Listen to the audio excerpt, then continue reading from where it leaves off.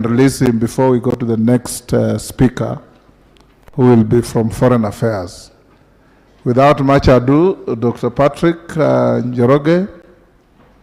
This is the National Parliament of Kenya. Assembled here are all members of the 13th Parliament, eager to move the wheel of the country. And everything is about economy, economy, economy.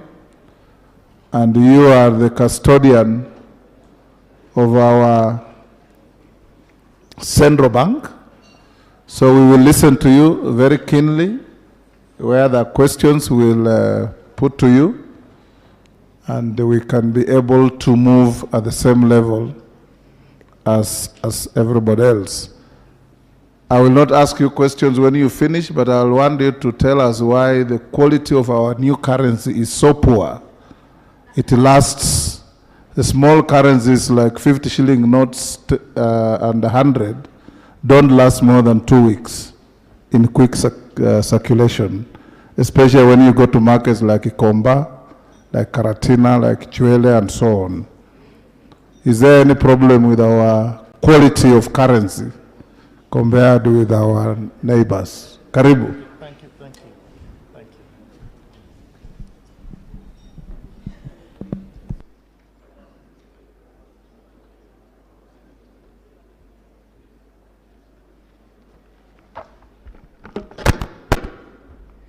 Thank you very much, Bwana Speaker.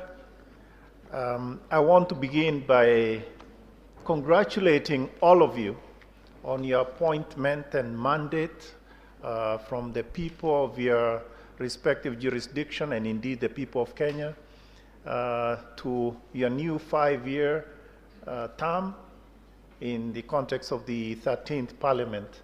And Bwana Speaker, congratulations in a special way for leading us, and you please continue to lead us appropriately.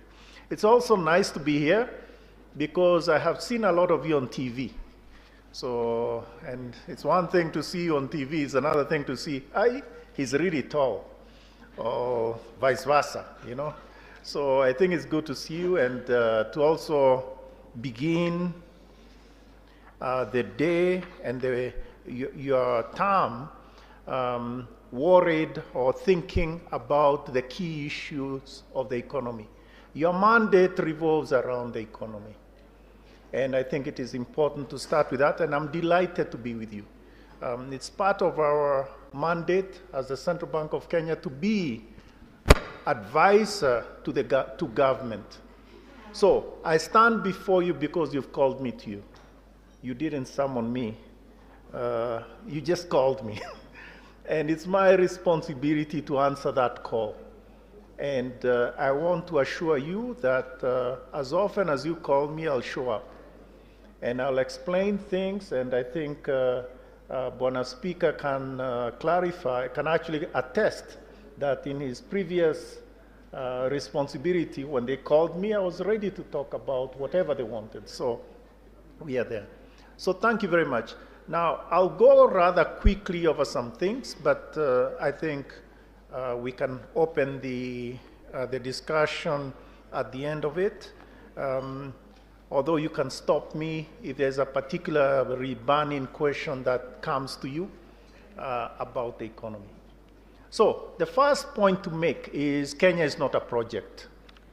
Okay, Kenya is not a project. Those of us that think of Kenya as a project, I think, have a different narrative.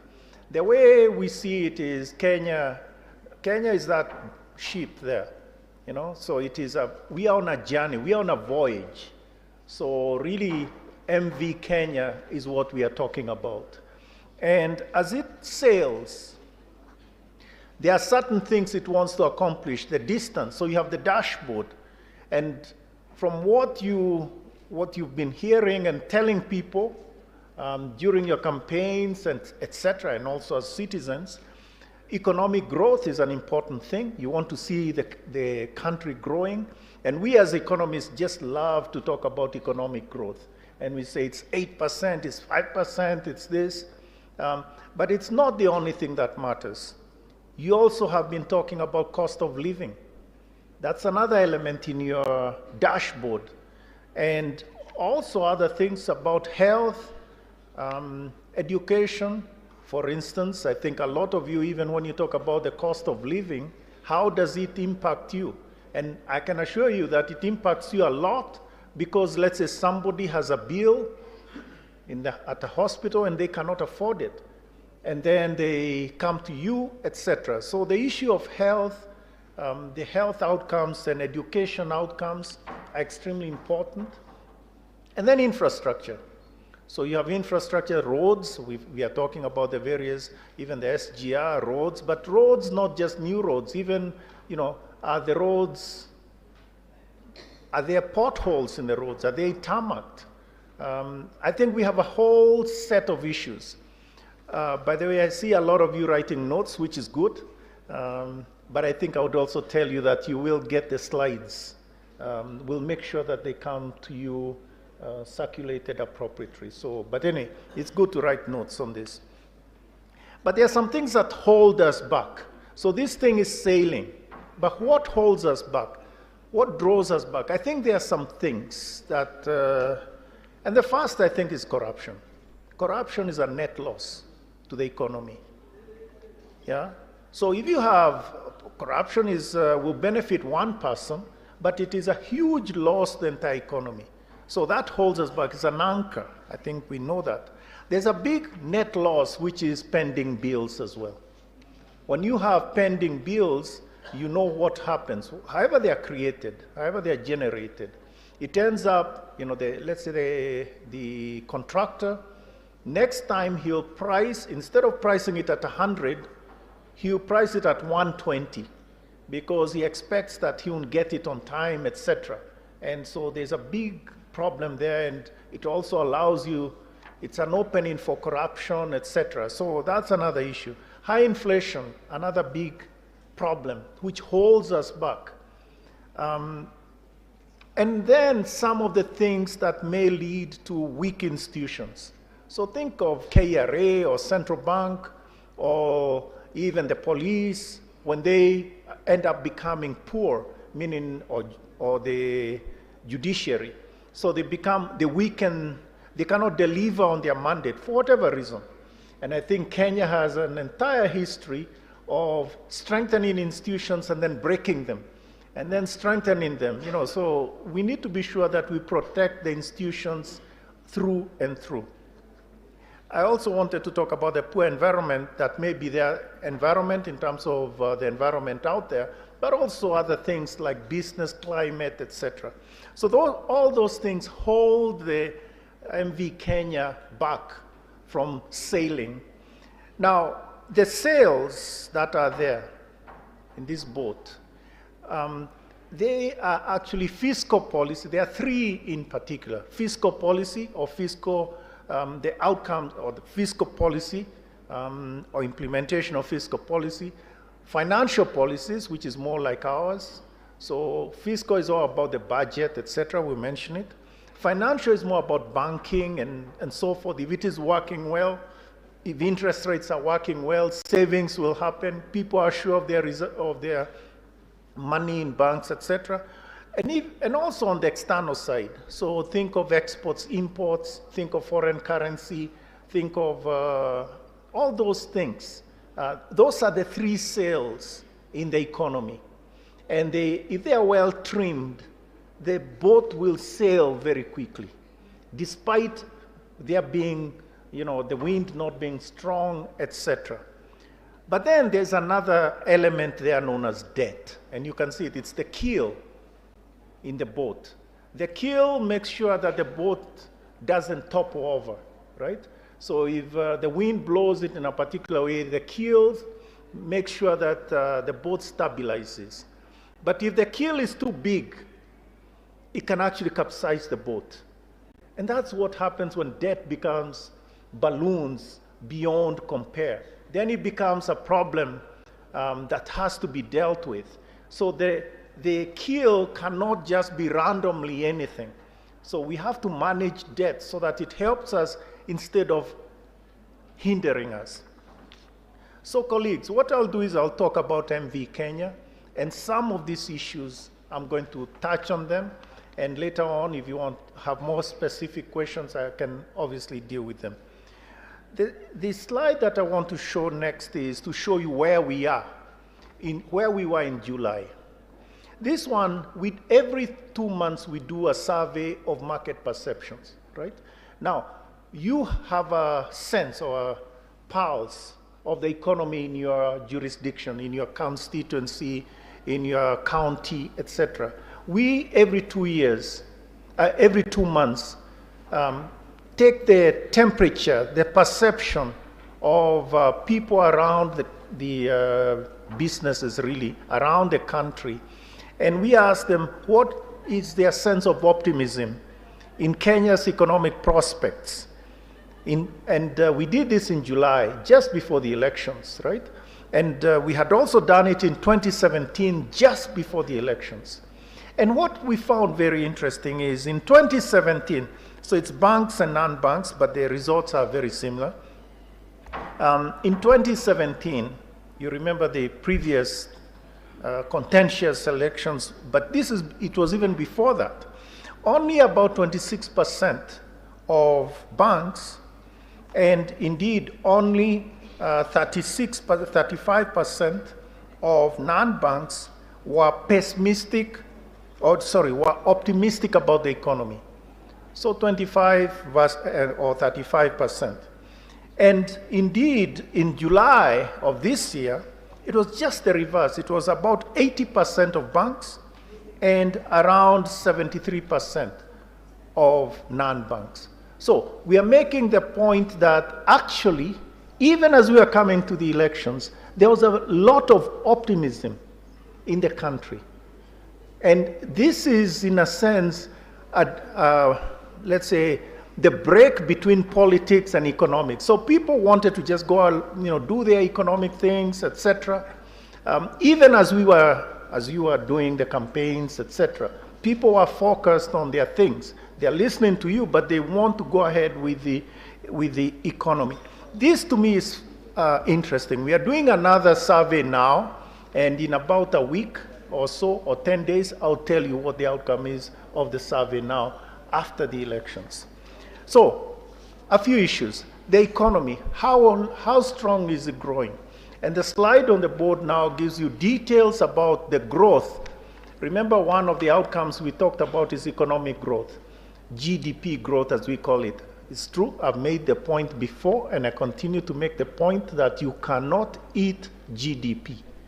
You cannot eat GDP. So even as we as economists talk about GDP, we need to temper that, because it's not GDP that people are interested in. The issue is these incomes that are measured here, are they helping people? That is the big question. But it's a way of looking at the economy in totality. And there you can see last year, even though last year was hard, that's 2021, or you can even begin in 2020. 2020 was the first COVID year. We grew, actually in 2020, we just were flat, 0.3%, decline of 0.3%, so flattish. And then in 2021, we rebounded at 7.4. And in the first quarter of this year, it grew at 6.8. And we are expecting that this year, we are going, and those are the numbers at the bottom, will grow at 5.4%.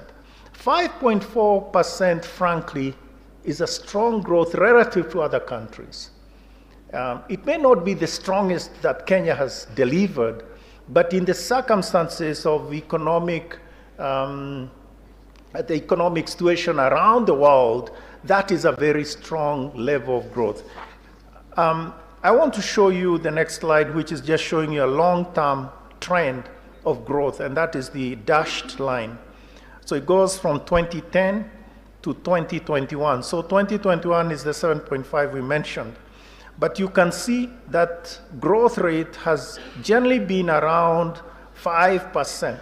So around 5%, that's what it is averaged. That chart also shows you the contributions of growth, which are the sectors that are driving growth. And I think the one that really sticks out is the reddish one, the brown one, and that is services. So services really is, we've moved from agriculture And now agriculture is the bluish one. You can see the services is the one that is dominating. So when we talk about ICT, when we talk about hotels and accommodation, trade, retail, etc., and all the other services, education, health, that is really now what Kenya is becoming. So we've moved away from sort of the one sector agriculture. It's still important, but we're just saying that it is interesting to see where the growth is coming from.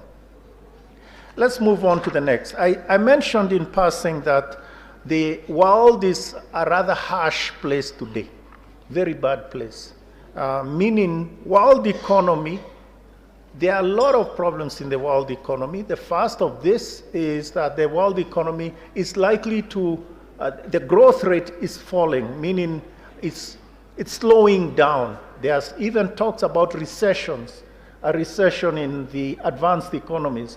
And this shows you, this was done by the IMF. It's a standard table that most economists are familiar with, the World Economic Outlook. And you can see world growth, that's the blue column in July. July numbers was projected at 3.2. Actually, in about 2 weeks, they are going to issue a new projection, and we expect that 3.2 will be scaled down even more. The world is actually, the world economy, the global economy is worsening dramatically. You've heard about inflation at critical levels, but even growth is shrinking in these places. I don't want to talk too much about this slide, but I just wanted to make the point that the global growth is expected to be weaker. And therefore, we in Kenya, we are connected to the rest of the world. We need to be appreciative of that and take the right measures. I want to talk about inflation in Kenya. One of the items that we mentioned a moment ago about the cost of living. And the dashed line is the number, the numbers that are announced and are circulated at the end of every month. So the last number was 8.5%, and that was in August. And we expect that this going forward, it will remain elevated around 8.5, maybe even higher, particularly given that there has been changes in the price of oil, petroleum, and that will push inflation higher. But that is well within sort of the scope of the things that we are doing. So we are not letting this go by its own. We need to be careful of the implication more generally, as you put it, on the cost of living. To be clear, the things that have been pushing up inflation in Kenya, first and foremost, is food inflation. Now that is your various products, including the non-vegetables, but obviously a lot of vegetables in there, unga, sugar, etc. And then of course fuel.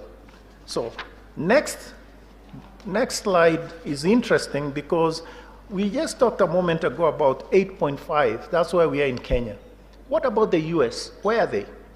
And the US, if you look, that's the red line, they're actually at 8.3. So inflation in the US is exactly like us. In effect, and I'm going to use this line, that used to be us. So in the US, it's 8.3. In the UK, it's 9.9, and it's going to break 10. So it will be in the double digits. And in the US also, it may end up in the double digits. Eurozone already at 9.1. The point is, these numbers are, let's just say, anathema to the advanced economies, because they used to have inflation at 2%. They are trying to get it to 2%. Now they are way above us. So that's what I'm saying. That used to be us. When we are struggling with high levels of inflation, and they are on the low levels, and us and saying, look at the less developed countries, inflation is high there, etc. I think we can teach them a lesson or two, but let's keep it to ourselves for now. Yeah. So the bottom line here is that inflation has become endemic in the advanced economies. And we know why. First and foremost is the price of oil in those countries. Secondly is first was the problems with the supply chains that were there, meaning they were unable to deliver products as needed in the quantities, even timber and things like that. Prices were more than doubled, etc. As a matter of fact, the next slide shows you some interesting products in the global market. So for instance, palm oil, that is the yellow one. Palm oil goes into your edible oil, it goes into the soap, it goes into things like that. Yeah, a lot of the household things. And if you remember, there was a time some palm oil importers or makers of edible oils were complaining about foreign exchange shortage, etc. Actually, what they didn't tell you is their problem was not foreign exchange foreign exchange availability. What it was is actually the price had really shot up in the global markets, and Malaysia had banned the exports because they wanted to protect themselves, right? So we had problems importing those things. But anyway, now the price has come down, and therefore you'd expect that the prices of those products or more, or whatever it is, the Blue Band, all those other products that are made, or soap that are made from this sort of oil will come down. I don't want to talk about too many of the others, but you can look at them. The point to make is that since June, the global prices of a lot of the things that we import has begun to come down. And it will continue, we hope. And so by December, we'll have much better landed prices. As a matter of fact, the next slide is about oil. You know, this is Marban oil, which is our benchmark oil. And you can see it had gone as far as $130 a barrel. That was in March. And now it has come down to about $93 a barrel. The expectation is that this will come down even more, to the point where we won't have to have the subsidies. You understand? So it's true, we eliminated the fuel subsidies on the I guess the super, etc., right? But on also the other products, including diesel, etc. So you have the price coming down, and therefore the gap is narrowing. So the pressure on the consumer and indeed on the government becomes less and less. But anyway, that's the expectation, but let's wait and see. Now we come to another set of items that is important for you, fiscal. I remember I talked about in that first chart, that first picture, and I really think that that picture has a lot. And I'll be, in our conversations in the future, I'll keep bringing up that picture. I talked about fiscal policies or the fiscal accounts, etc. And the idea that is one of the sails that are catching whatever is there, you know, the favorable winds, and pulling MV Kenya forward, or for that matter, any other country. So let's look at what is the overall fiscal performance through time. And I think the first place, we call it the fiscal balance, right? The deficit, as it were. And that is the red line. Generally, when we measure the deficit, we measure it against GDP. So it's not enough to say it is so many Kenya shillings, because the economy is growing. So you measure it, you scale it against GDP. And so, for instance, in 2020, 2021, which is 2 fiscal years ago, it was 8.4. So 8.4% of GDP. That was the deficit, and that's what we covered. I'm pretty sure most of you are familiar with this, because most of you are in I see people who are in the budget committee before. and other committees. I also see, anyway, so I think you're familiar with this sort of scaling. But I think it is important what is important here? The blue is revenue and grants, also as a share of GDP. And then the gold is the expenditures. And you can see there's a sort of an increase, there's a wedge between them, right? And that is the deficit. So actually expenditures have risen. It's true, in later years, revenues have fallen as a share of GDP. That is the crux of the problem. Now, it didn't happen yesterday. You can see there was an increase. When I mean yesterday, I mean over the last, let's say, months or last year. You can see it had gone even in 2016, 2017, it was as high as 9.6%. And it came down. And so this indeed shows, if there was one chart that you want to say is the scorecard of all of us as a country in terms of fiscal performance, this is it. And one can say that things have tightened, meaning things have worsened in later years, but I think one has to understand why. And I think one of the issues towards the end is COVID. COVID required us, when we were dealing with COVID, it required us to spend a lot more, even as revenues were falling. Remember, the economy shut down in many ways, right? Remember, we didn't even have services. I told you services is now the leading sector. All those were shut.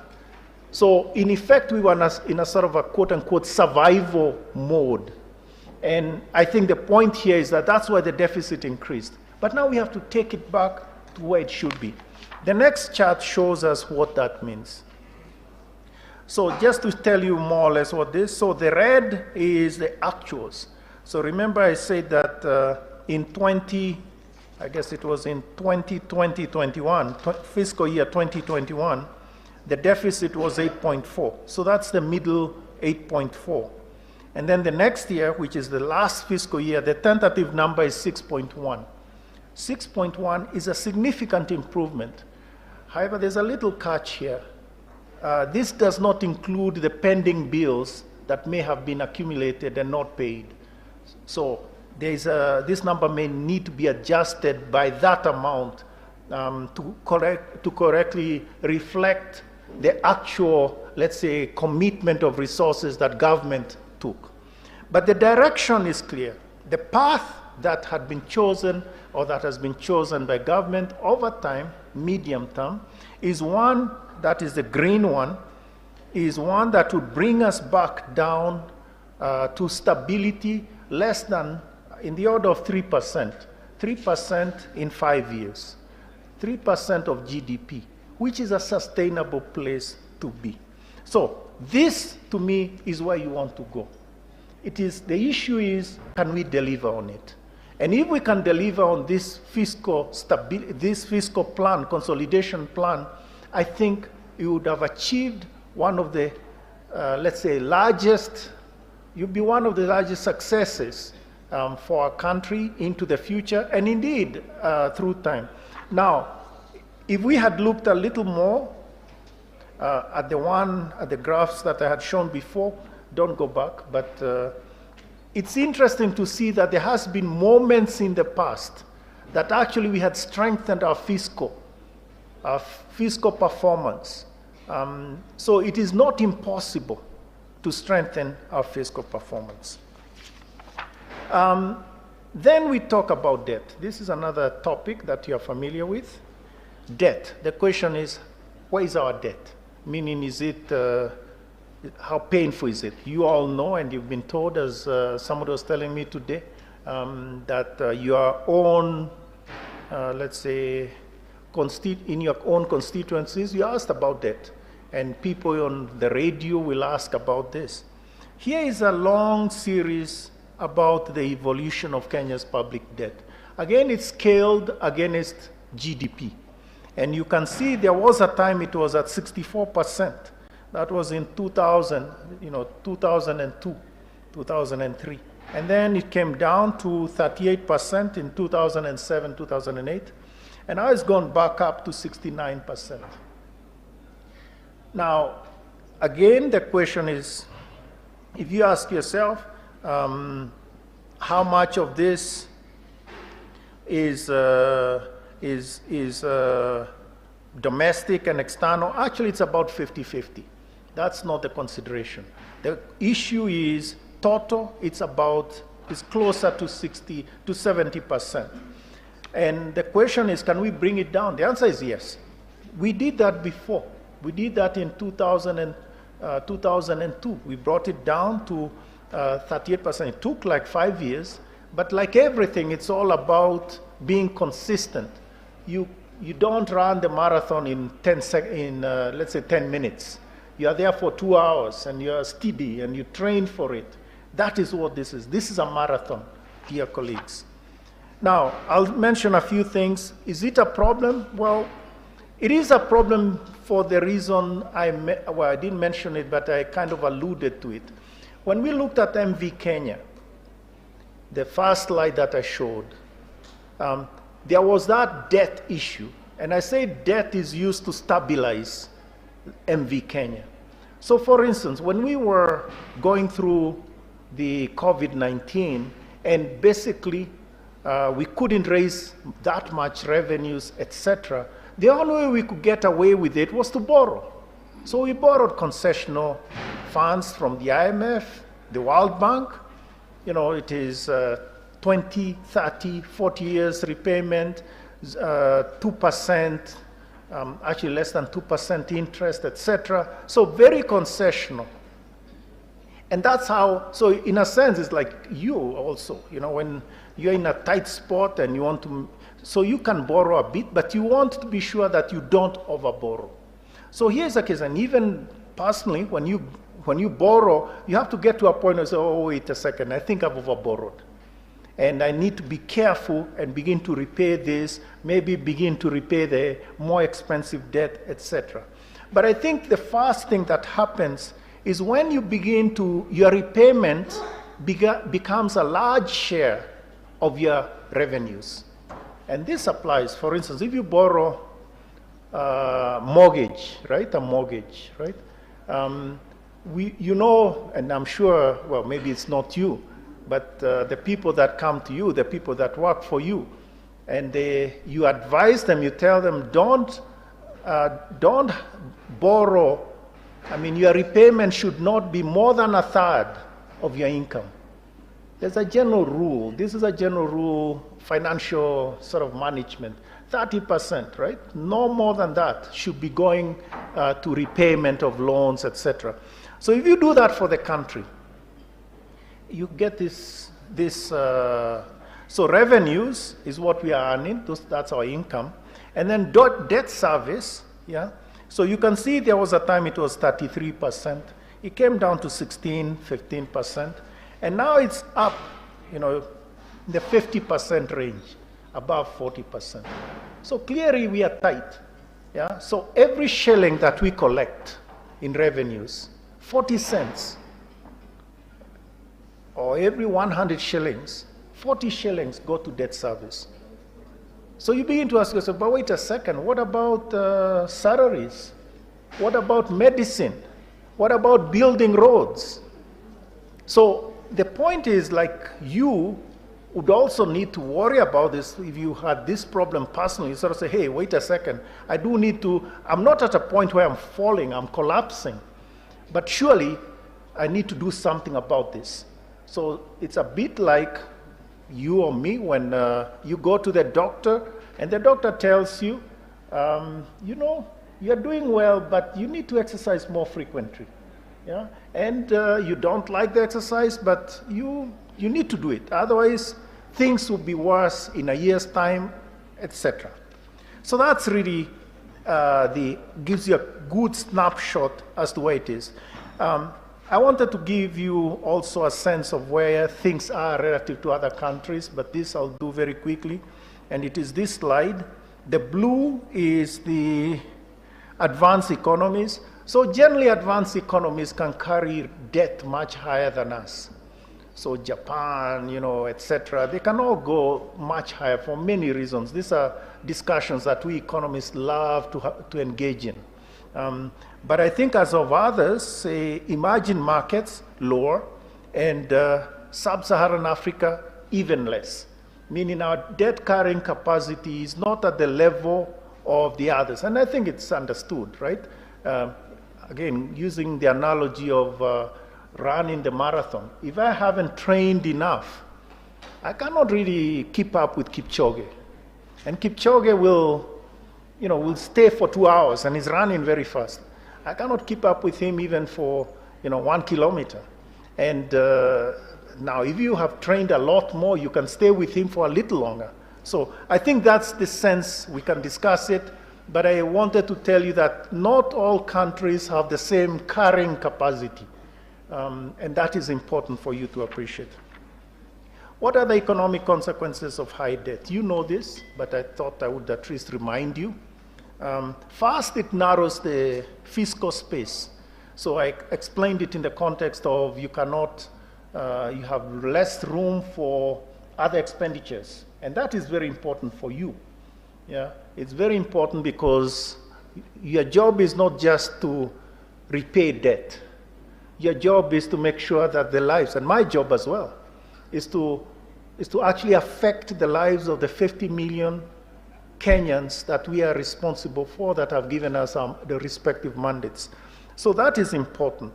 Then, of course, it limits the room. We call it fiscal buffers, but it just means that at times you need to allow yourself to spend more than you are bringing in as in revenues. So like during COVID, we needed to spend more, but we didn't have room, so we had to borrow. So that sort of counter-cyclical policy, which is extremely important, is that room is limited. But importantly also, it increases the interest rate structure, or rather interest rate, basically, it raises interest rate, meaning people are less interested in lending to you. You become higher risk from their perspective. And I think the point is that will end up ruining many things, including innovation, productivity, etc. Balance of payments. This is now talking about external. Again, this is the other, let's say, the other sale that I talked about, external sector. We've talked about the fiscal. I'm now talking about the external, and I'll talk towards the end about the financial. Exports have been growing okay, actually, quite strongly.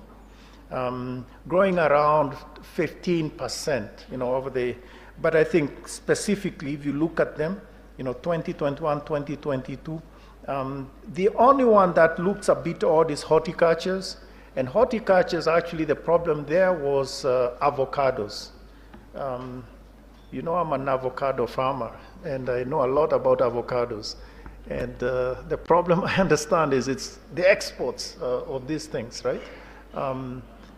There was a problem with China now that has been fixed. So we expect this to reset itself, although I'm told that the problem with avocados is they've been stolen. Yeah? So you go to the farm and somebody was there before you the night before, I don't know how this works, but anyway, let's leave the avocados alone. And then imports have also been growing well, yeah? And I think it is important to note the largest growth was from oil, petroleum. Again, remember I showed you the graph of how high the price of oil had gone. So basically, oil has been the one that has been driving, pushing, even as exports have grown, imports have grown even more because of oil. Yeah? The others you can see, chemicals, manufacturers, all of them are showing that the economy is dynamic, meaning the economy is moving well. But I think the issue here is the drag from the imports of oil in various ways, as I explained. Diaspora remittances are an important component. That has been growing very well. This actually really helped us during COVID.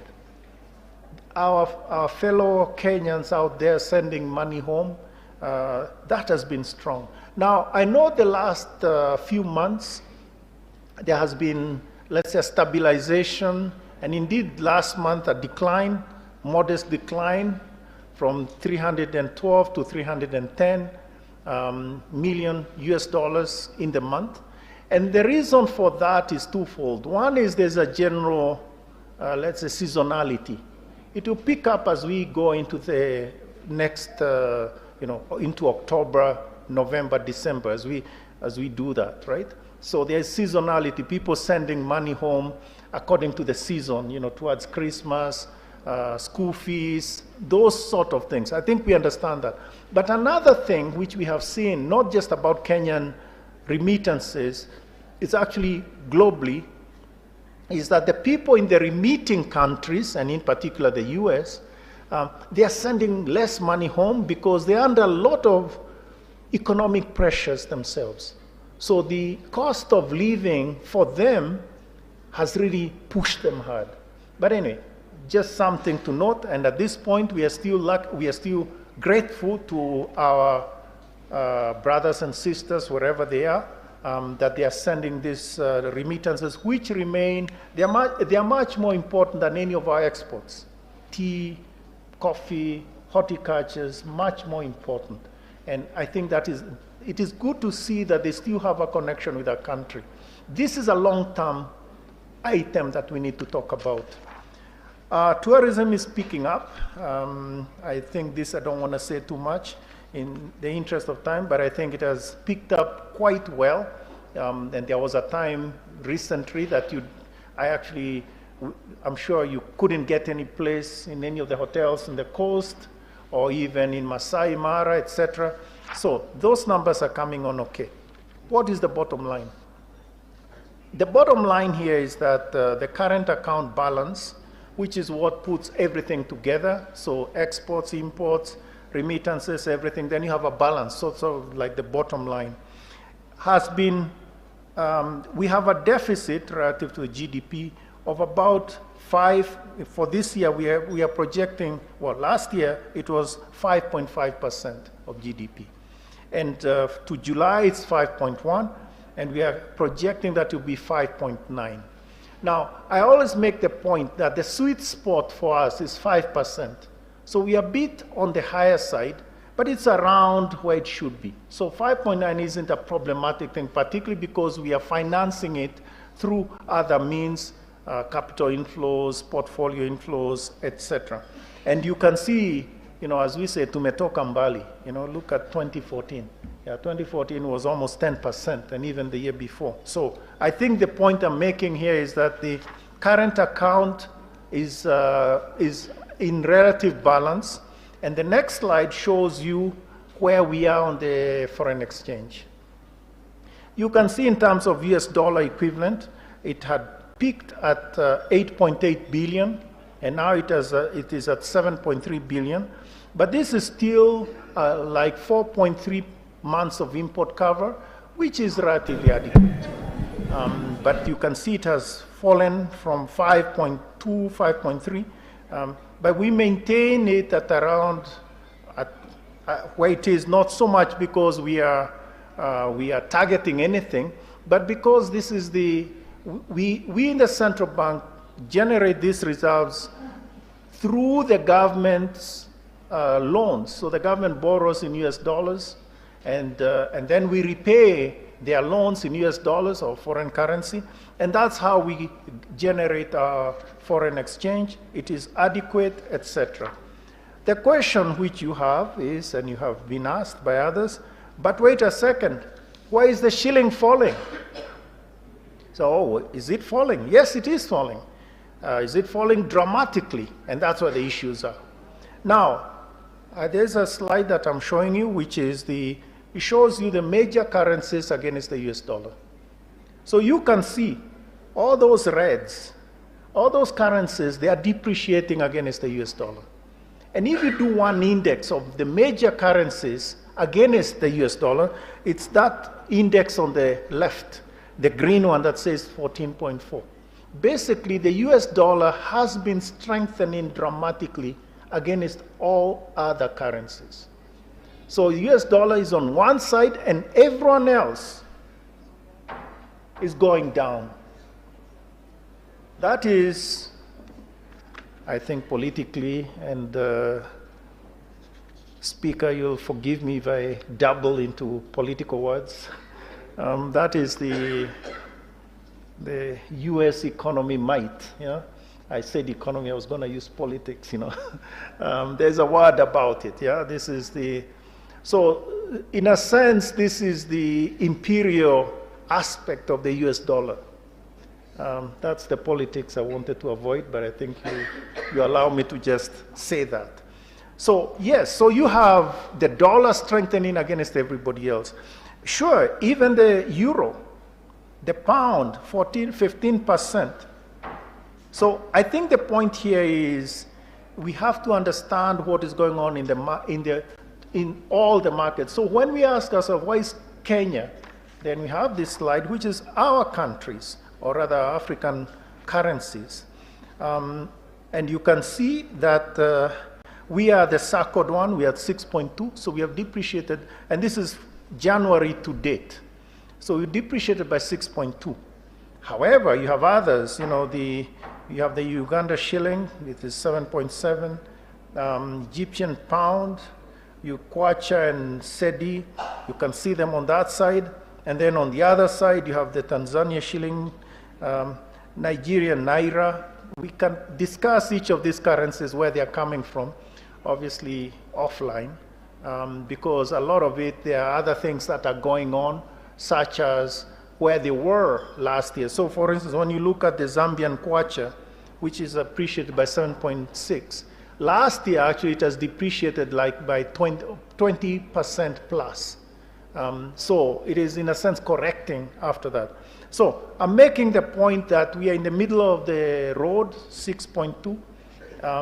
And I think in some sense what we are trying to do is to avoid significant movements in the currency. So what we do is we allow it to move according to market forces, but we intervene to minimize the volatility. Volatility is what ruins everything. So we want to make sure that whatever happens, it depreciates or appreciates, you know, gently, without any sort of significant, so that you can plan better, as opposed to it moving in one day by 2% or 10% or whatever else it is. So I just wanted to make the point, because this is an accusation that has been leveled against us in the central bank, that we are in some ways throttling the foreign exchange market. That's not true. What has happened is that at times the banks have been misbehaving. They don't always follow the rules. And so yes, we have had to deal with them to make sure that they follow the rules. They have certain responsibilities as in the market that they have to follow.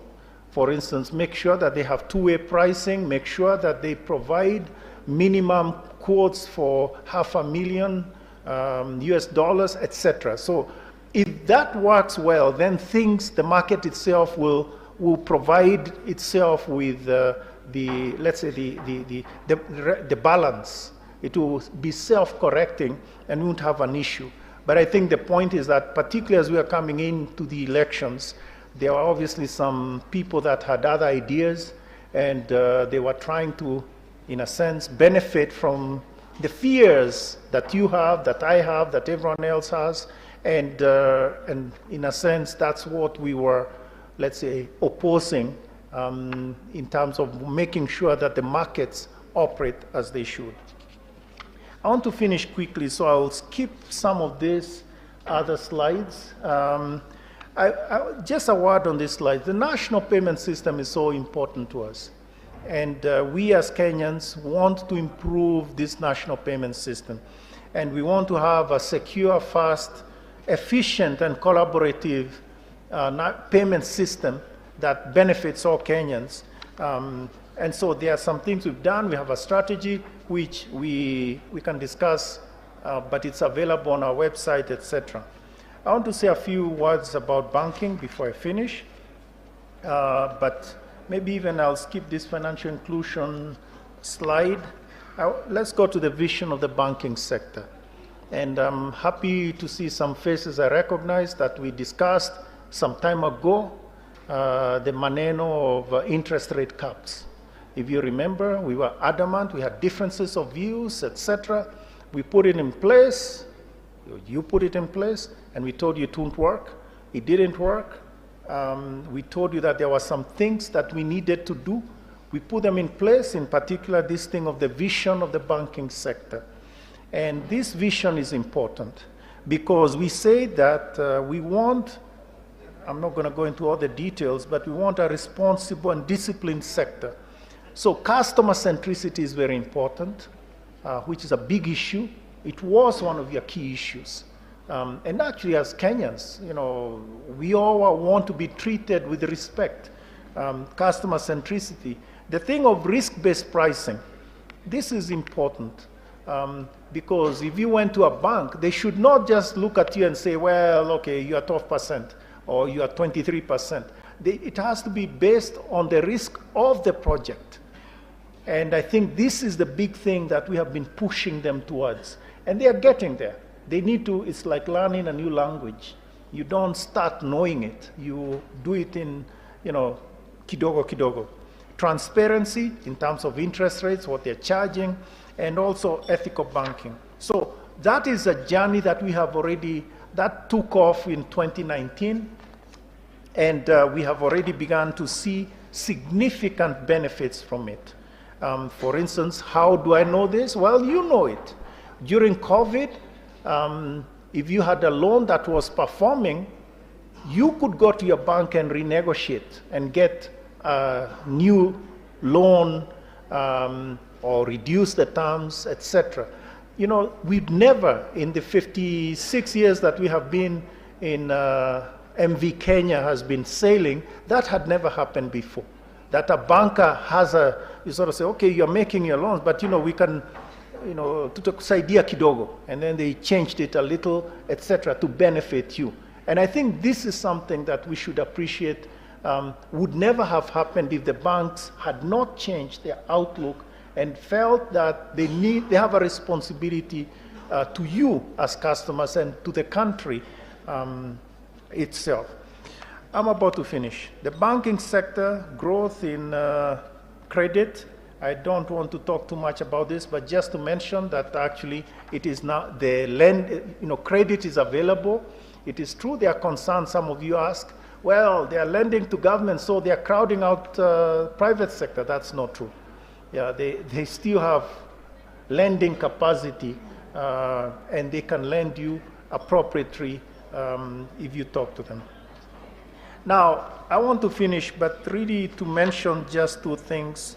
Maybe not this one, but the next one, the slide of, no, that one, yeah. Because I'll send the slides to you, you look at it. So if I were to ask myself, what are the areas that we need your support in? Yeah, I think the first of this is we have a microfinance bill that we have, will be bringing to Parliament.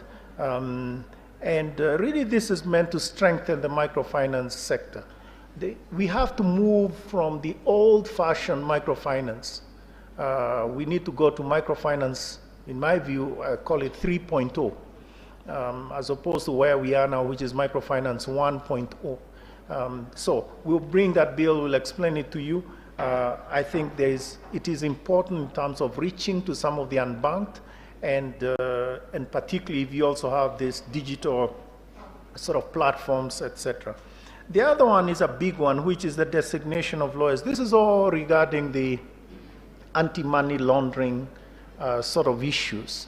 And I think this is where we have to appreciate that we as a country, and we are not going to say why, we can discuss it offline, but we as a country have been, let's say, we've not followed what everyone else, including our neighbors, Uganda, Tanzania, Mauritius, whatever, have done.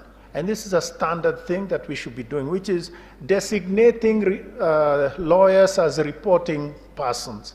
And this is something that was discussed in Parliament, and I'm pretty sure it will come back to you. At this moment, there is a stay because somebody, I guess, petitioned or about its appropriateness, etc., and so it's stuck in the courts, but we do need your support here. And more generally, strengthening the anti-money laundering, combating of financing terrorism, the framework on that. And that is because we have just recently done the sort of a national assessment, national risk assessment, and also done what is known as a mutual evaluation of our implementation of our policies, which we would expect that you would support us in various ways. So, I'm about to finish. There has been some recent reviews of our economy.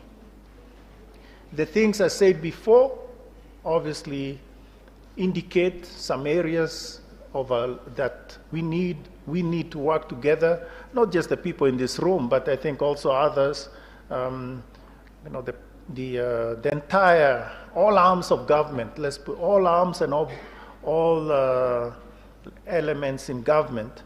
But I think recently there were 2 reviews, and I want to leave you with this, which is the review by the IMF that was concluded in July. This is just before the elections. And they concluded that there was a strong recovery underway and that we were implementing the right policies. Remember, it's ourselves that chose those policies. That is one of them. And then more recently, one of the rating agencies, Standard & Poor's, affirmed Kenya's rating, foreign and local currency sovereign rating at B. And the outlook is stable. Now, this is against the backdrop of them, let's say, revising down other countries that you know of. I'm not going to name them, but so I think the point for me is are we sort of in the ditch completely, irretrievably? The answer is no. Is there work to do? A lot. Do we know what we want to do? I think we do. I think we need your support. I think we need support by every person. All the 50 million Kenyans we need to rally around specific things, and we talked about some specific areas that need our specific push. And at the end of it, you know, at the end of your term, in 5 years, we'll look back and see how far MV Kenya has sailed and how much the dashboard has changed in terms of the people. We talked about all those measures, but I think at the end of the day, in terms of the people. As I finish, I want to put out a simple example, which is, you see, it's not just about policies. You know, one of the things that we talk about is poor people need to get money, give them money, etc. But I want to give you an example of a project that was started by KCB, and they were working, this is like maybe 3 years ago, a bit more, 4 years ago, and they were working with the Makueni County, and it was about raising chicken. So they provided financing to raise chicken. The chicken was being raised by, the smallholders, people who, Makueni, you understand, smallholder. By the way, I've told this to the former governor, Kibwana, and he was very excited about it when I told him about it, because I knew a lot about this. Anyway, the point was that they get the chicken, day-old chicken, they feed them, they are given feed, they are given the food to feed the chicken, they are given veterinary services, support services. I don't know how many weeks it takes. And then after those many weeks, somebody comes, buys them, or takes them away from them, and then slaughters them, of course, and they ended up in Carrefour. That's where they were being sold. The interesting thing is every farmer in this whole process, this chain that was there, was getting something like 11,300 Kenya shillings per month. And these are people who didn't have anything before. And that project, they started at 300 people, they ended up at 3,500. It had expanded to Kitui, to Kirinyaga, and I think Embu, those counties. The trouble is now it has fallen apart.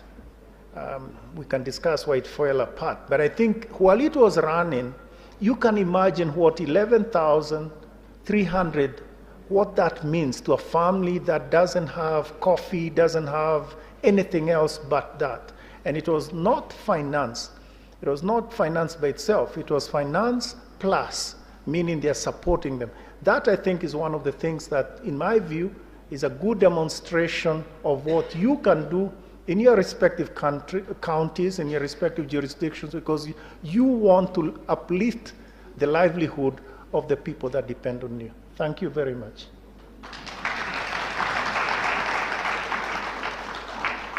And I have Kipchoge there because I have a lot of respect for him.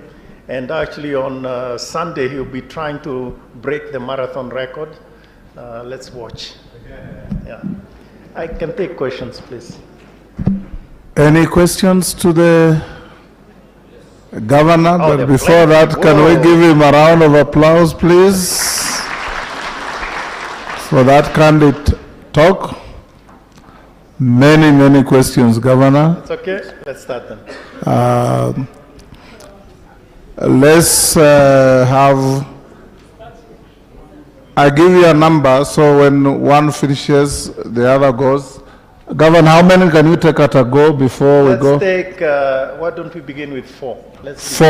Yeah. So can I have number 1 here? I'll give it to the lady from Nakuru. Number 2 here, the gentleman, in the honorable member in the middle. You'll identify yourself as you ask. Number 3, I'll give to Kimani Ichung'wah. Number 4, I'll give to the hand at the back, somewhere in the middle. The honorable member.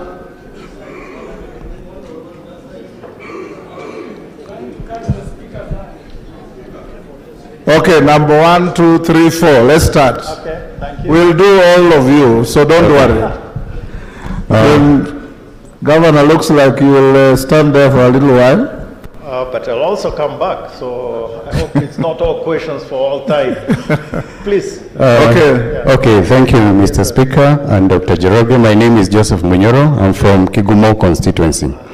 I have only 2 questions. I think there's an issue you've mentioned about the GDP. And you say you've mentioned it before about GDP growth, while on the street everybody is complaining. I think that's an area you need to explain in layman's terms so that people can be able to explain and understand where that comes from. I've also noticed from your presentation that China is the only country that's been able to bring their inflation from about 5.56% to 2.5%. And I'm wondering whether there is any lesson from that and whether we are implementing it in our case here in Kenya, because all other countries, the inflation is rising. Thank you very much. Thank you. And next, number 2. Thank you, Mr. Speaker. I'm Honorable Liza Chelule from Nakuru County. You've spoken about some bills that need some consideration from the National Assembly. For the purpose of assisting the unbanked and underbanked people at the community level. Which bills are these and which are, can we have a list of microfinances at the community level? The reason why I'm asking this, Mr. Governor, is because of so many sufferings that women at the community level have been suffering because of the high interest of microfinances that they every time apply for. Thank you. Number 3. The last part, I'm sorry, I got distracted. Lisa, could you? The last part, just the last part. Said women. The reason why I'm asking this, Governor, or Mr. Governor, CBK Governor, is because women who are the most busiest people at the community level doing all sorts of businesses, they have been taking loans from microfinances and they are charged high interest. So we, Got it. for the purpose of creating awareness at the community level, we want to know who are these microfinances. I know a few, we need to get the list, and what is the bill that you would want the National Assembly to consider? Thank you. Thank you. Number 3.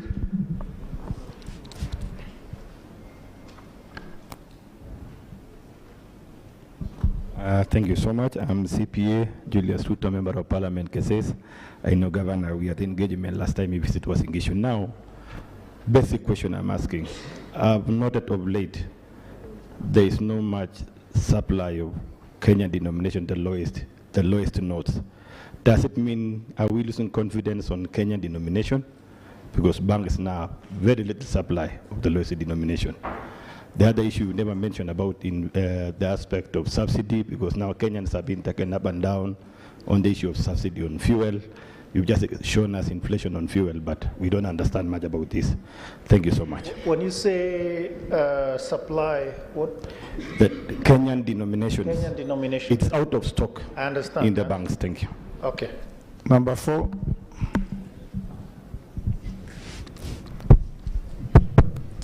Thank you, Governor. You've spoken about the anti-money laundering work that you have done at CBK. And you know you have had a long-standing debate with the National Assembly. Yes, sir. On the question of the national payment system, instances where I can't do even a check of above 1 million shillings. I have to do 999,000. And also the issues of that, in a big way we feel you've been stifling trade by limiting the amount of money that one can either withdraw or deposit in their bank accounts. I would want to hear what CBK is doing. And most disturbing is the fact that CBK has allowed a very unfair and unequal system in the banking sector where I can walk into certain banks today, withdraw whatever amount of money I want, whereas in others, I have to get a letter even from my grandmother and anybody else I could get from to explain why I'm withdrawing the money or where I'm taking it, or even deposit. Yet in some banks, you can do that. Maybe you need to do something as CBK to create a fair playing field. If rules are there for up to 1 million shillings or up to 999,000, it should be across the board for all in the banking sector. 2 is the digital space. And I know you have had efforts to regulate the digital lenders, but I would really have wanted to hear what you have done more so to deal with the predatory lenders in the digital space, because this, again, is something that has really punished many of our small-scale traders that are borrowing at rates that even governments cannot be able to borrow at, either from the domestic or the international markets. And I've seen you from some of the interventions you expect to get assistance from the National Assembly on or from Parliament is a bill on microfinance. I don't know whether that encompasses also the digital lenders or it's microfinance banks, or does it also cover regulation of the digital money lenders? Lastly, over the last 2-3 months, there has been a debate in the media on whether there is or there are adequate foreign exchange reserves in the country and whether CBK has been rationing the amount of dollars or foreign currencies that people can use. And I've heard you in the media say that there are enough dollars in the market, but those dollars are also not available to traders in the banks. Is it that banks are holding dollars and CBK is unable to regulate banks to make sure that they don't hold dollars, or what really is a problem? Or would you be kind enough to tell us, Kinaga Ubaga, do we have enough dollars in the market? Thank you. Thank you. Thank you. Thank you. Those are the 4. Governor, those are the first Thank 4. you. Thank you very much, and thank you for all the questions. Maybe begin from Honorable Kinyoros. I I hope I got your name right. Munyoro, I'm sorry, I got it wrong. So yes, the question you had is, yes, GDP numbers, but people are complaining. So there is this issue which I kind of alluded to, which is you cannot eat GDP. That is my rough way of answering it. So even we as economists, even as we kind of get excited about growth rates and charts and all that, at the end of the day, it is what do I take home? So there are two problems here. First, GDP is the income for all of us. All of us, the entire country. You know, we could say that this section are getting a lot of the share, the bigger share of the cake. And these other ones are not getting much. That is the first problem. Actually, COVID around the world has increased the inequities that we have seen in economies. So we are not talking just Kenya. I'm not talking of the COVID billionaires and millionaires. But I hope you can protect me, right? You know, this, whatever I say here remains without. You are protected, Yeah. Governor. Sema ukweli yote. Thank you. So there are people that became very rich during COVID. But where were the others? Where were the others? There are people who lost their businesses, they got closed, etc. That's what you hear. So inequities, or should we say inequalities, have become larger, not less. And that is an important thing. When you think about inequities or inequalities, you also think about inequalities about opportunities. So for instance, when they say when I complain or you complain or somebody comes to you and complains, you know, they had a bill, as I said, of somebody. One of the most, I'm like you, yeah? You are an important member of our community. When all this was going on, how many people came to you asking for money to bury somebody? It wasn't one, I'm sure. And this is not the harambe that we always do. You know those harambes, right? No, it is because people needed, they were a serious need. And then you give your pickup, you do this, you do all those other things, because people are in serious need. A lot of you also did things like provide food, yeah? We talked about Kipchoge. He actually provided a whole bunch of the runners, because they were not getting any money and they had run out of money. He gave them something to sustain on. So that is what you hear. And I think it is important to appreciate that they are not wrong when they complain. It's only that maybe we get too focused on that bottom line and not realize that actually that number can hide a lot of other things that we need to deal with. So that's my rough answer, and I think you can see where we are going with that. You talked about China inflation. China, the problem is not inflation. The problem is growth in China. They used to grow at 10%. Yeah? I remember when, a few years ago, when we were working in a different life, 7% was sort of like their bottom line, sort of like minimum. Yeah? That's the floor. 7%. Where are they now? This year they'll be less than 5%. I mean, if that is not an earthquake, I don't know what is. And this is all done by COVID. So inflation is not a problem there. But since the entire economy came to a crashing halt, their growth rate is the one that is now a big problem. And I don't know, they did have a big meeting recently, I think 2 days ago. I don't know what came out of it, but I'm curious to find out what they said about growth. But at the same time, China growth, they have a big issue, which is a bubble in the building industry. So they have been building all this, so the buildings, and mainly residential buildings, and they've just been growing like mushrooms everywhere, and banks were financing it. Now that whole growth model has come to a halt, and they have to deal with the weak banks that actually now cannot, that are sort of on the ropes. because of this sort of bubble, which will soon burst if they're not careful. So there are problems in China as well. And I think we have to learn, and I take your point, let's learn from everybody and avoid those mistakes that maybe would be very expensive. So thank you for your points. The Mheshimiwa from Nakuru, I didn't get your name, but it's okay.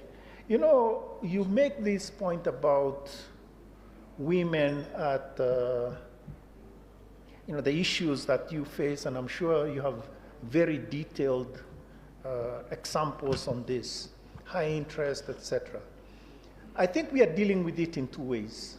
First is to make sure that the institutions that are lending according to risk, right?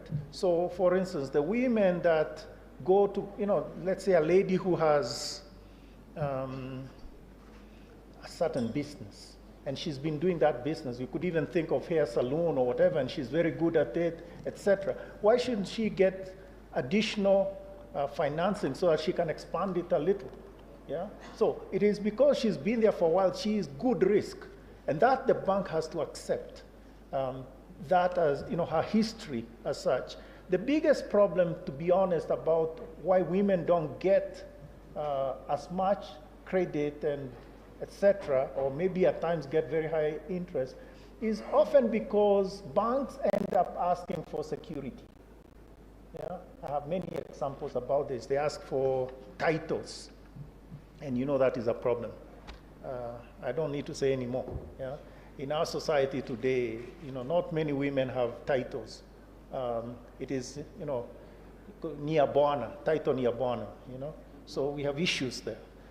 So I think the point here is why we are so pushy, or we are pushing this thing of improving the, let's say, the banking sector, the way they lend with, and we have indicated through our banking sector culture, charter, so that these issues can be dealt with. So it isn't, the most important issue isn't the institution as such. It is the things that hold the women back from being brought into the financial space in a full way. One of the things we'll be doing, and we have been working towards this, is also so that we can have, let's say, portable credit or credit rating, right? So today and now, actually we've done this. In CRBs, at times they end up treating you in a negative way. By the way, we've made progress. I'm not going to say too much about this, but we've made a lot of progress, more than, say, has been acknowledged, but that's okay. I think we want to have these conversations. But we want to get to a point where actually a good borrower, meaning one that repays, can actually benefit from that and have a lower interest rate for future lending.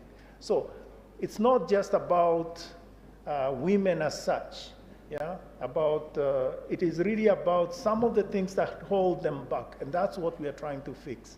I would want to have conversations with you in the future, and I'm willing to even have conversations with some of your groups to suggest ways and how to deal with this. I'm willing to also talk to some of the banks. Some of the banks actually have been doing some specific programs for women. And actually, to be honest, those programs are doing very well. So we could have some offline conversations at the right time. There was a question about, by the way, also it's an issue of information. We need to put out information, and I do acknowledge that we need to do better in this. Then there are two questions about the Kenyan denomination, and the first thing, of course, is to apologize to our chair, the speaker, because he asked a question right at the beginning and I forgot. I'm sorry about that. The quality of the currency, and then also the availability of Kenyan denomination currency. I think the first on the availability, I want to be very explicit about this. We have more than enough pieces of paper, you know, currency, for the country. More than enough in all denominations. So it's the banks that need to request. What happens, frankly, is at times a particular bank, right, in, let's say, mind you, we are not talking, let's say, ABSA. It's not ABSA in general. We are talking ABSA Kisi, or you are talking, you know, well, whatever, a particular branch, you know, this road in Thika, you know, that branch. They may not be good enough in terms of making their requests. It's just like any supermarket. You know, you may go there and you find they don't have bread, but there's bread available elsewhere. But for some reason, when they ordered, they didn't order enough. And so there's a bit of, let's say, planning problem with some of the banks. And this we've seen, particularly as you were doing your elections, right? There was a lot more demand of some of those currencies, and therefore, at times they got it wrong. But I want to assure you that that is not a problem that should be with you, because it's really, and it's going to be resolved as things, as a matter of fact, at this moment, we are seeing a lot more currency coming into the central bank as opposed to going out. So I think the point I'm making here is that we will this balance will be resolved quite quickly. The question about quality of currency, Bona Speaker, this was a concern a little earlier. Today now, if you go out there, I am willing to take a bet that you won't see dirty currency, yeah? Or there'll be very little dirty currency. And the point is that we listened to you, and we did our work with the banks quietly, making sure that whatever is there is clean and of high quality. So I think the point I'm making is at the beginning there were concerns, and for several reasons, one of which is the way people are treating it, but I think also the way the currency had sort of been put out, etc. But today and now, that problem has kind of subsided, and I haven't seen it. And again, as I say, we are seeing the currency that's coming back, you understand, from all over, you know, after your campaigns. We are seeing it coming back. So we know what we are talking about. Then what else? The issue about credit and subsidies, etc., I don't know who asked that question. These are things that we need to discuss a lot more. Why?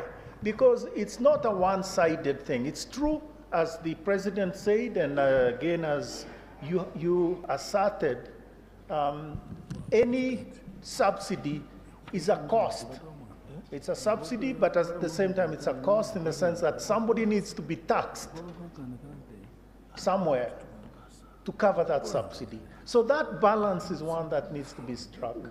And I think also there's another side of it, which is when the subsidy is removed, prices will rise, as happened with the super petrol, and therefore that will be reflected in inflation.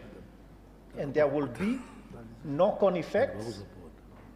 Matatus will increase their prices. I'm told that now they've increased on the Thika Road and other places, Narok, I don't know. The point I'm making is there are other considerations, and that's why it is important to have a complete 360-degree view about subsidies, etc. But the bottom line is subsidies are generally temporary. They work if it is temporary, but with time, they end up creating serious distortions in the markets, and that's why it is important to deal with them. A few questions by our Mheshimiwa Ichungwa. We've had a lot of conversations, even remember in Bali, that famous room. We've come a long way, haven't we? I think this is something, your questions are valid, okay? I think the point here is that the conversation about the 1 million, you call it the 1 million limit. We don't think of it as a limit, but anyway, that whole thing. As I explained recently, this is something that we as central bank are working on. Why? To improve it. it's not working the way it should, because it's being used in some sense to punish you. Yeah, in a sort of, and you talked about even-handed or even playing field. I don't know, I wrote here even playing field. I don't know whether that's the word you had. And even that, there's a problem with it. It should be straightforward. It should be straightforward in the sense that, my favorite example is the petrol station attendant. Yeah, so I own a petrol station, and I get, I don't know, 2 million every 2-3 days. I deposit it. When I go to the bank, they know that I own that petrol station. So why is it that they keep asking me, where did I get the money? Where did I get the money? And even the banker filled his car at my petrol station.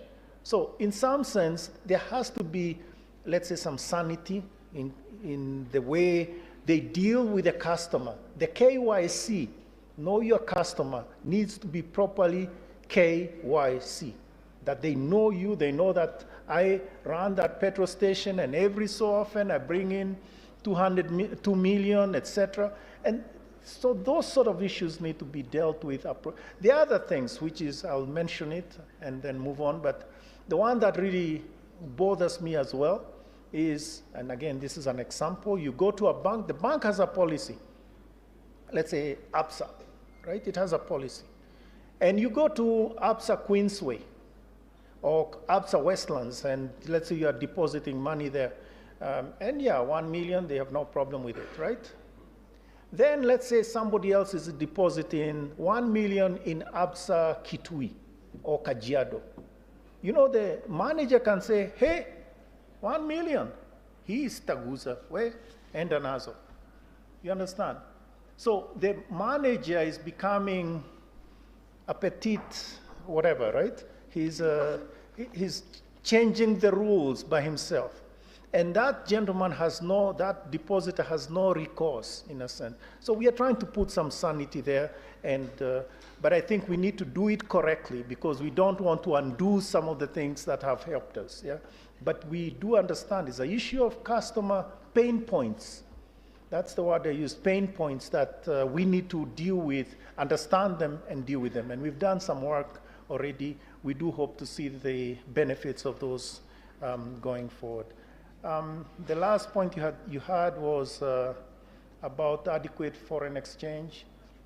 I want to again assure you that yes, we do have adequate foreign exchange. What was happening is in the 2-3 months, you had people that were, again, trying to bring us back to golden bug. I want to say that again. People that wanted to bring us back to golden bug. And if you remember what was happening in golden bug, this is what some of the people are pushing towards. I don't want to get into the details because, they will ask me, where's the proof? Yeah, and I'll say, well, I don't have proof. I'm not DCI. So, but I think the point I'm making is the hype, the pressures had nothing to do with what was happening in the markets. And what was happening is, okay, you do have some rogue traders in particular banks, and they are working to do their thing, right?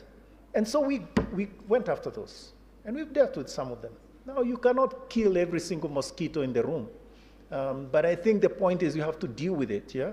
And I think that's the sanity. But I think also part of that was obviously, we were in a particular kipindi, politics, etc. So everything was politics. But now that we are on the other side, I think there'll be better appreciation. And I can already assure you that sanity has returned. I mean, even right actually from the beginning of, from the announcement and indeed even the recent decision by the Supreme Court, you can actually just see the numbers and you can see, the thing is coming down to where it should be, yeah? What it should be. Obviously, it won't happen in a day, but we are getting there. And thank you for your support. Good. Can we do another round of 4? Yes. I'll start from here again. Chair. Yes. One thing I forgot. Uh-huh. He asked, Honorable Ichungu asked about the digital Yes. I want to tell you that, yes, this has been a long journey that we started quite some time ago, and we owe a lot of a tribute, or let's say, to Honorable Oyo. Remember him? Who passed away? I forget his first name, but you know him from Kisii, yeah? Because he's the one who pushed us quite hard, or worked with you and ourselves. And this was one of the bills that was brought to Parliament, etc. And in the end, the chair, then it was Honorable Waga, pushed it over the finish line, etc. So we've done what we should have done this year. And yesterday, on the 17th of September, that was Saturday, we actually began, we finished that process of the first batch of, let's say, approving, licensing the digital credit providers. And today we issued a press release, which you can see on your phone, indicating that we have now started this. To be honest, there were 288 of these people that came to us, 288. Just imagine the mess that those people are creating. We approved 10. You ask why? What happened to all the others? Partly because the others were playing Maneno, right? You ask them questions, they don't answer, yeah? So we do understand. Now they're on the other side. You understand what I'm saying? So now they have to play according to the rules. We are not just going to rush them through just because they have a big name or any of these things, yeah? And that is exactly what you wanted. You wanted us to restore sanity. And I want to thank you for supporting, well, I think the country more than anything else. It's not the central bank. We are KYMs, so we do the work as agreed. But I think I feel better that this thing now has started. That train now has begun to do what it should do. So thank you very much. Thank you. Here. Another round. Let me take the honorable member at the back. Kiari, I'll come to you. I'll come here, take Mama Nairobi. There's a gentleman who had actually stood up, the honorable member, in a dark suit. I'm sorry, I can't see that far. Waluke is here. Okay, and the last will give the honorable member lady on the front. Where is Waluke? I'm here, Speaker. This side. Okay, you'll be number 5. Okay, thanks. So let's start with number 1. Thank you. Thank you. Thank you, Bwana Speaker. From here. Yes. Come to Mama Nairobi. Go to the gentleman. Is it Okukaunya? Yes. Sorry, I had not noticed. And then the lady on the front, the honorable member, and Honorable Waluke, who are solicited to be noticed. Yes, Governor. Thank you, Bwana Governor. Thank you, Bwana Speaker. I am Kirima.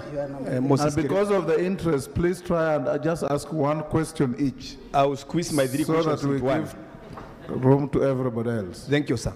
Thank you, Bwana Honorable Speaker. I will squeeze my 3 questions into one. I'm Moses Kirima from Central Imenti, Meru District in Meru County. Now, Bwana Governor, my simple question, of which I would like to squeeze the 3 to be one, is that since you took over as a central banking governor, of which it happened at the time when I have been working as an advocate, you came up with some policies which are not so much business friendly.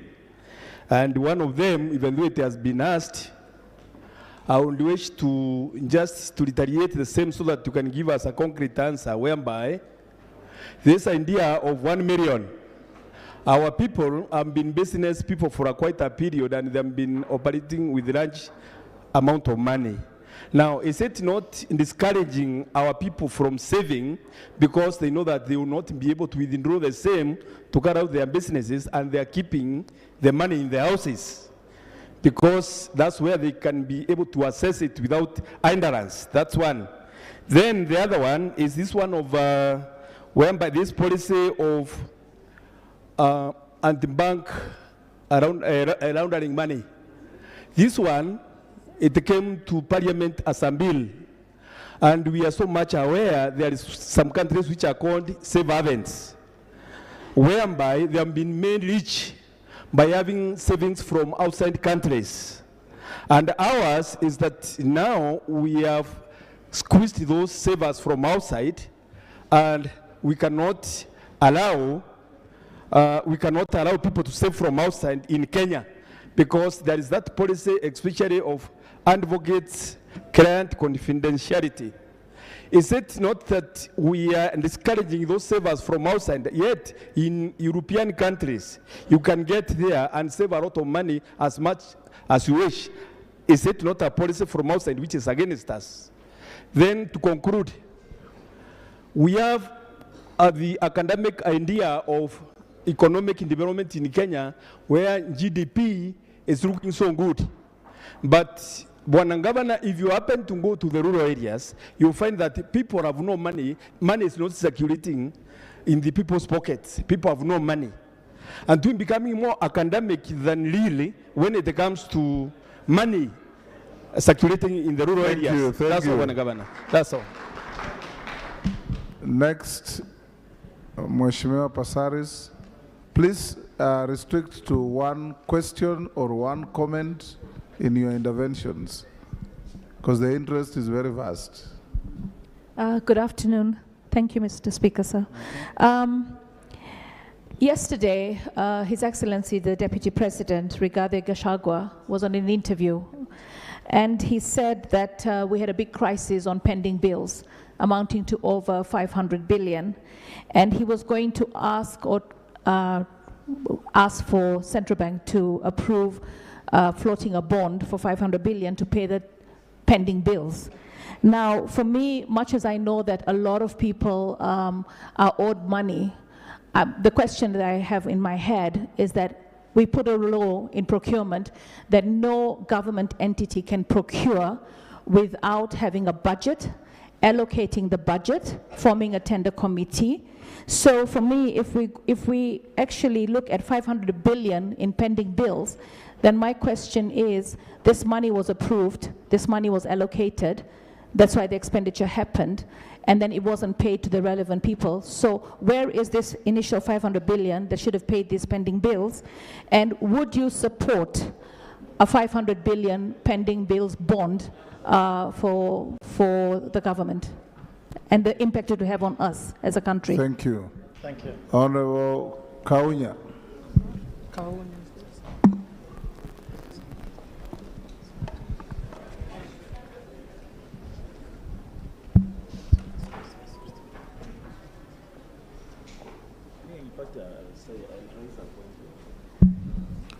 Thank you very much, Mr. Speaker. Governor, thank you for the very elaborate presentation. But my question is on this digital currency as in relation to the devaluation of the shilling versus the dollar. You did indicate the dollar, which you didn't want to come out very clearly, the political aspect. To what extent would the bitcoins or digital currencies help us to resolve that devaluation that really is affecting the cost of living, devaluation of the shilling against the dollar from time to time? And what is the status of our adoption of the digital currencies? Thank you. The Honorable Thank you, Mr. Distinguished Speaker. Lady. Thank you, Mr. Speaker. Bwana Governor, my name is Rosa Buyu from Kisumu West. Bwana Governor, a lot of Kenyans are apprehensive and actually highly fearful that there's going to be a shutdown by government. Why? Because many of our respected leaders have actually pronounced that government accounts only has 93 million. I'd just like to have a clarification from you on behalf of those Kenyans. Is this just hot air or it's fact? Thank you. Okay. Honorable Waluke, the fifth. Thank you, Honorable Speaker, sir.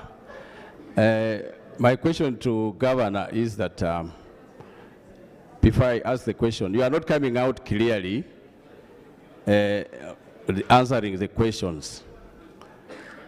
I want you to tell us about the economy of this country, whether it's doing well, improving, or tickling down.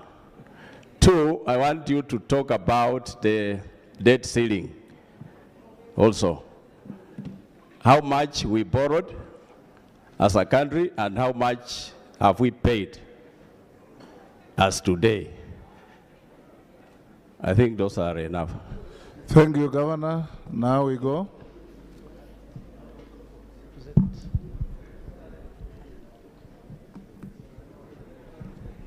Governor, we have taken 5. Okay, fine. You can now answer. Let me take this. I thought there was somebody else, but that's okay. So beginning with the first one, and if you don't mind, I'll try and move a little faster. Yes. The member from Meru. So business and friendly policies, and in particular, the question that was also asked by Honorable Ichung'wah. I think the point here is we cannot, we cannot continue doing things the old way. Yeah, the cash, etc. The world is moving ahead. And one of the big issues, years ago, we never had this problem. Now we have a problem of money laundering, illicit transactions, etc. Those are big things. Years ago, remember years ago, you could even be smoking now where you are. Yeah? But you don't. Even outside, they'll probably arrest you if you go out there and begin smoking. Now, smoking is a small, let's say, violation. Actually, money laundering is a bigger violation. And money laundering comes with other issues. As they say, these things, it's like problems. Problems don't come singly. They come in multiple at once. So if you begin with money laundering, if you allow money laundering, etc., you can imagine that all the other vices will come with it. And I don't mean vices in a moral way. I mean it in the way that we as a society know it, we as a Kenyan society, right? Like now we are talking about these girls that are going to Saudi Arabia and coming back in difficulties, whatever that means. I mean, if that's not a problem that we are willing to sort of make ours and solve, then we have a problem. So I'm just making the point here that the reason to do these things, the bottom line here is to make the environment safer for all of us. Now, it may require that, when you go, in the past you'd put in your money in the bank and there are no questions. Now they need to know what your line of business is. I keep telling you, wait till you become a PEP. I think Speaker, you are PEP. You are like me. PEP is politically exposed persons. Most of you are politically exposed, but for the banks, somehow they don't always take you as such.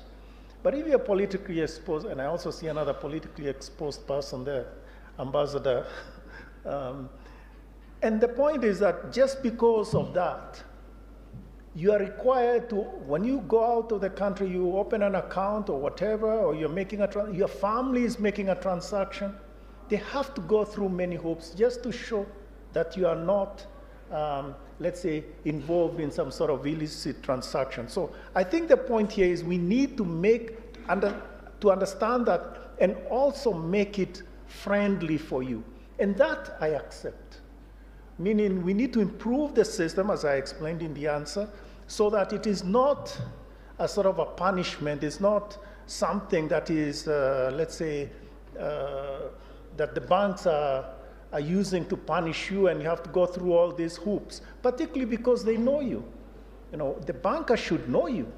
I mean, there are three people that generally we used to say people need to know. One is your banker, second is your priest, yeah? And the third is your doctor, I hope, yeah? Not your lawyer, but your doctor. So those are people that you should be sort of working with closely, and they know you quite well. So I hope that makes, now in terms of businesses coming into Kenya, we want good businesses to come that are founded on good business practices, etc. What we don't want is businesses that are supported by sort of illicit financial flows. Those we don't need. It's better if we die poor than get involved in those things. And I think there are many things that we should respect. We have a lot of self-respect and sort of say, well, we can do better than that. We don't need to sort of link up with people that are involved in this business in order to move forward. In terms of the other issue of, you talked about the economic growth being academic, etc. I do accept that, but I thought I explained the point that what you are seeing is this sort of dichotomy of, let's say, the inequality that applies at times. I gave that example of, some of us may be doing very well, while others, our people may not be doing so well. There are some sectors that have gone under, right? You can imagine, for instance, there was a whole discussion about coffee. You talk to a coffee farmer, and you'll know how they feel, yeah? Because there was a time that coffee was king, but now they feel that it's not, or even some of the tea farmers. So now those are just examples that may be that closer to me in terms of top of mind, but I'm sure there are many other examples of maybe sectors and people are doing certain things and now they cannot do it, and so you see that hardship, and that's why they say hakuna pesa mashinani, because of those sort of considerations. But I think that's where we come in. That's a challenge we have. I think we should not shrink from the challenge. We should, if anything, face it and resolve it for the benefit of our population. Honorable from Nairobi, thank you for your question. Pending bills, as I said, pending bills, going back to MV Kenya, is a big problem. But we have to deal with it holistically. There's no point in paying all the pending bills, and then we end up creating more. So first thing is to stop creating new pending bills. And then you also know that pending bills in the past, I mean, I was in Treasury back in 85. Yeah, young economist then. And there was that problem of pending bills. And I remember, we even had some money that was supposed to go into pending bills. We had people like Halaki, I think that was the name of the FS at the time. Yeah. But the point I'm making is that why hasn't it worked? Because at times the money that is put out for pending bills goes to do other things. Yeah, so we are too good for our own good. I think you get my point. And so the pending bills becomes this balloon of our excesses. Now, we can blame Treasury, but actually they are not the only ones to blame. Counties and also the ministries are part of the problem. Actually, one of the issues that we need to resolve is when they get allocation to pay, 100 million particular projects or some of those funds at times are being diverted to other things. So that's where the issues are. But I think this has to be done correctly. I don't think the issue is just saying, okay, it's X amount, let's create a bond and resolve it. Because you don't have a contract as such with those pending bill people, yeah? And what you may start as 500 or X may end up being 2X. And that is why actually in the last 2 years or so, there has been a project that was trying to deal with the pending bills, and the controller of budget had to go through them and sign off on them and assure the world that these are true pending bills and how they created. The trouble is she began to run into things and say, wait a second, I paid for that. What happened here? And the thing, obviously the money was diverted some other place. So I think the point here is we have to deal with the pending bills holistically. Whether 500 billion as a bond, all I'll say is last year, our domestic financing was 690 billion. 690, that's what the central bank was required to raise in domestic borrowing for the budget in the financial year.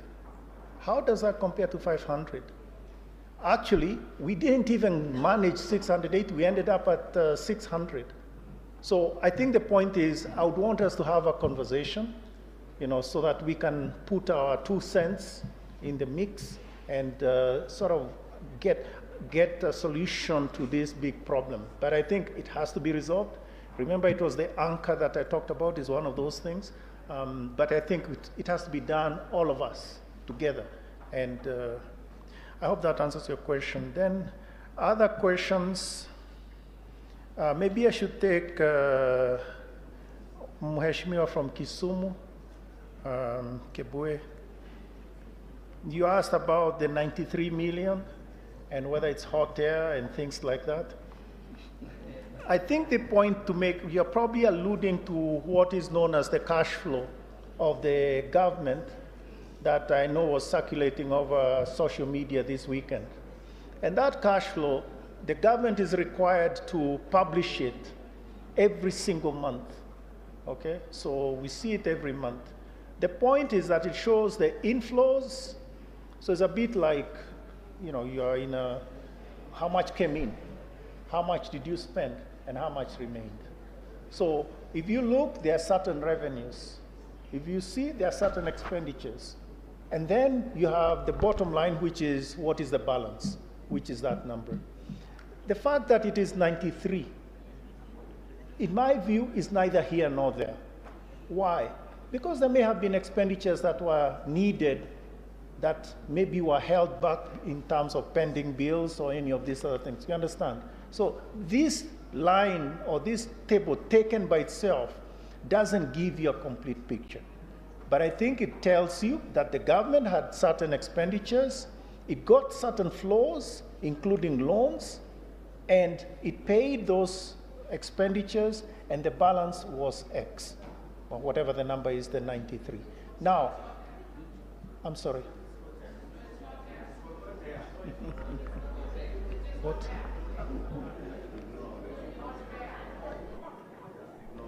It's not there? Oh, hot air. I thought that we have suddenly switched to CJ Martha Kome's language. I'm not going to go there. But I think the point I'm making is that, thank you, but I think the point I'm making here is that I think the more fundamental issue is the charts I gave you, the deficit, because that tells you that we are actually spending more, living beyond our means. And you can live beyond your means for a period of time, just like you borrow for the car, or borrow for a house. So you're spending beyond your means for a period of time, but you know you're going to repay it. So it has to be, so the three of them have to be seen together. And, but I do wish you to ask that question to the PS Treasury. I'm sure he's an accountant. He'll give you a better answer to the question than I did, but that's the way I look at it, okay? But then on other questions, the Bitcoin and digital currency versus, it doesn't matter about, it doesn't relate to depreciation, meaning the two are not related. The Bitcoin, basically there are two things. It started off and they began telling us that this is going to be the next best thing in terms of payments platform. It's very difficult to do more than 7 transactions an hour on Bitcoin, just because of the way it is. So it's no longer that. What it is now, it is sort of an investment, so you buy it and then it's an investment vehicle. So I don't think the issue is Bitcoin as such, but maybe more generally you're asking about digital currencies. The way we see digital currencies is the most important question we have is what problem are they resolving? So in our economy, what problem are they resolving? Are they better vehicles for, let's say, payments, transactions? And the answer is no. Are they better in terms of whatever the problems it is, security, more than, let's say, your bank account or any of these things? And the answer is no. So we see it as sort of something that maybe is being hyped, but we do need to look at it carefully and figure out whether it will resolve a particular problem or not. Now, I do know you're under a lot of pressure from some of these people that are, let's say, the people that are pushing these things, because for them it is good. I can assure you I have a lot of people that have been pushing me to put our reserves in Bitcoin. Can you imagine that? If I did that, please take me to committee and throw away the key. Because I would have been out of my mind. That sort of craziness, I think you understand. And maybe you can do it with your own money and play around with it. But even your own money, I'm sure your family will not let you do it, because it's a crazy sort of very volatile. So I hope we understand each other on this. Last point, I don't remember his name, but he was emphatic that I'm not speaking clearly. I didn't know I wasn't speaking clearly. Is the economy doing well?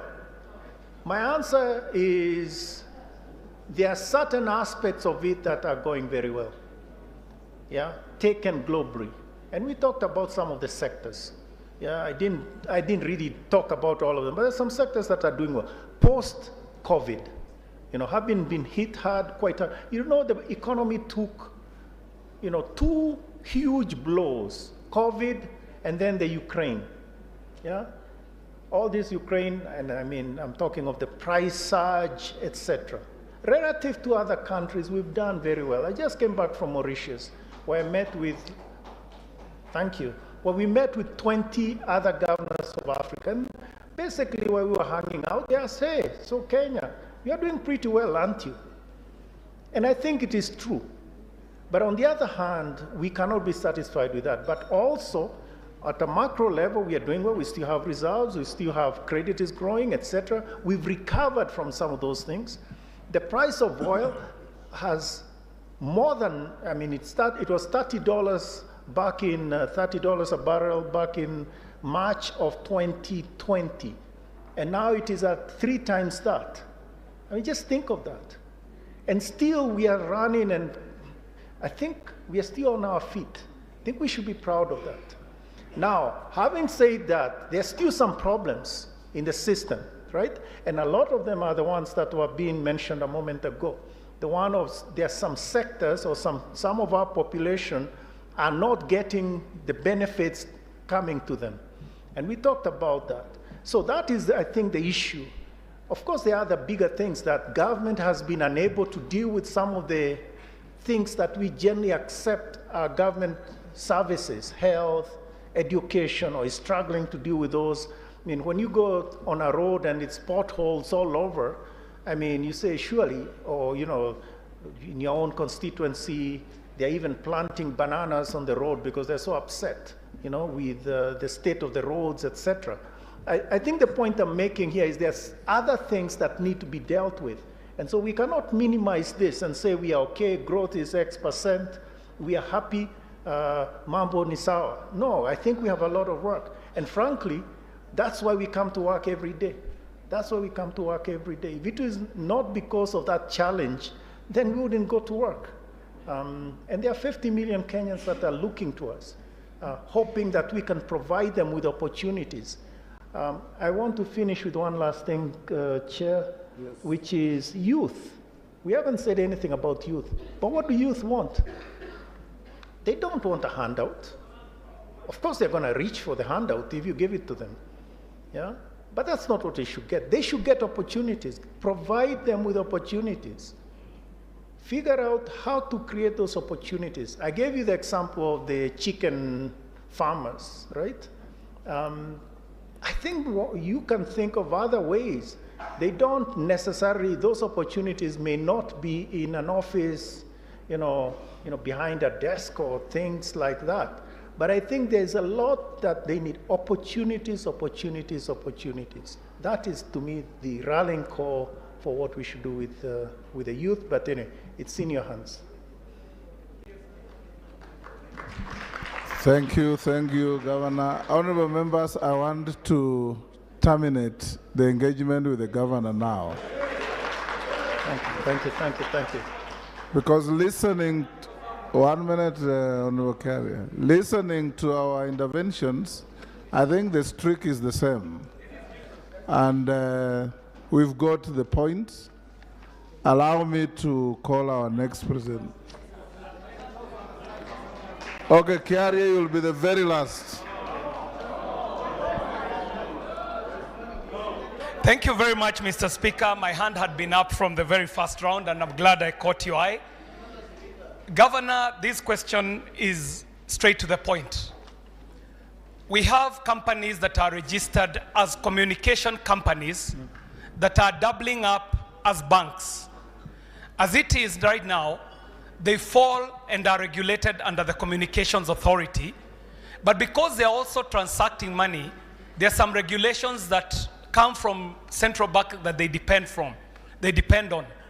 My question is, from where you sit as central bank, how can this parliament help you with legislation? And would that legislation mean that we break these telecommunication companies into different operating units where the communication sits on its own and they are regulated by Communications Authority, and they have a unit that is transacting in money that will be regulated specifically from central bank? Is this a law that is required from Parliament, or is it central bank regulations that will separate these operations of the telcos? Thank you very much, Mr. Speaker, for the opportunity. Okay, thank you. So I think here, before I answer your question, this is where you see if all the arms of government are working together, we can go very far. Legislation, the judiciary, the executive, I don't know where we are. We are an agency of the executive, of course, in this thing. Because the law actually is there. And I would want you to ask me that question in January. Because actually, we want to be sure that those sort of issues are dealt with. We have to understand where we came from. Meaning, when we started off, we didn't know what we were dealing with. Remember, we were like the first car down the road, so nobody knows how these things. But we've done a lot to regulate all these payment service providers. Today, for instance, you can go and check on our website, and you'll see the names of all the payment service providers. We were not doing that before. You can see who it is, etc. Anyway, the point I'm making is that is one important thing to secure the operations, let's say, on the money side. So I think we are on our way in this path. We also know the history, meaning you are very concerned. I'm talking of the 12th Parliament. They are very concerned about some of those things. But I think we are now, let's say, much further ahead in this thing. So if you would just be patient, ask the question. Next time I see you, ask me that question, hopefully before the end of the year, but definitely by January. Thank you very much. Thank you, Governor. Can we put our hands together for the governor, please? Thank you very much. I really appreciate this engagement, and I look forward to meeting you again. Thank you. Thank you, Governor. Honorable members, our next speaker is the Principal Secretary for Ministry of Foreign Affairs, Ambassador Macharia Kamau. He's going to speak to us on diplomacy, international relations, and the role of a legislator in the diplomatic arena. Ambassador Macharia's bio is available in the booklet. You can read through. He's a consummate diplomat, having represented Kenya in, among other places, the UN as the permanent rep for quite a number of years. Ambassador Macharia, you're most welcome. Thank you very much. Maybe I ask all of you to stand up just for 1 second, just to allow your blood to move a little bit, so that kidogo mnyoroshe mwili. Ndio. Bari mheshimiwa. Asanteni sana. Yes, let us take our seats, please. Thank you very much. Let me also begin by recognizing the speaker.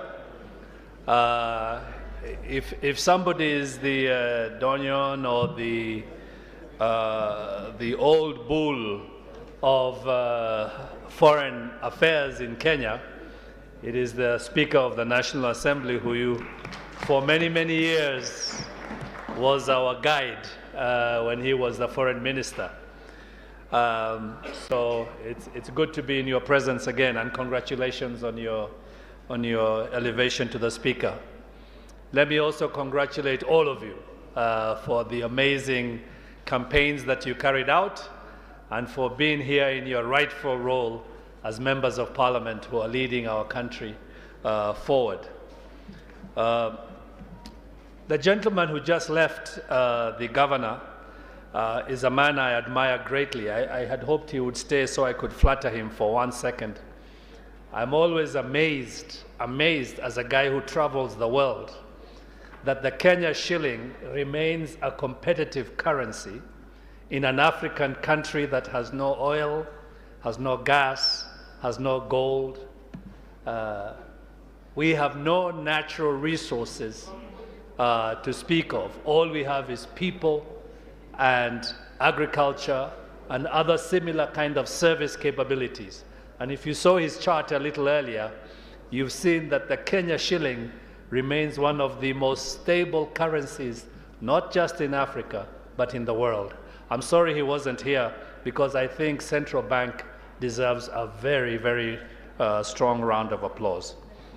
Anyway, this is important because your ability to, the value that your house has, the value that your shamba has, the value that anything that you own has, is driven by the value of the Kenya shilling. And it's an amazing thing that the shilling is such a powerful currency, despite our circumstances. But today I'm not here to speak as an economist, I'm here to speak as a diplomat. Let me begin by introducing some of my colleagues who are here.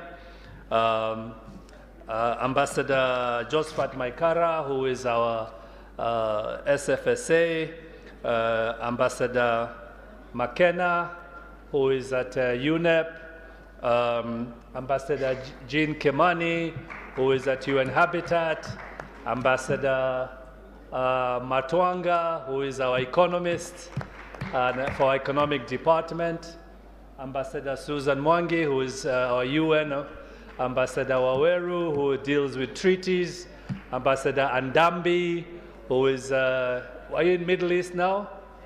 Asia, Ambassador Lucy, who is now in Europe, Ambassador Musili, who is now in Americas, Ambassador Catherine, who is now East African Community, Ambassador Vungo, who is our lawyer, legal department.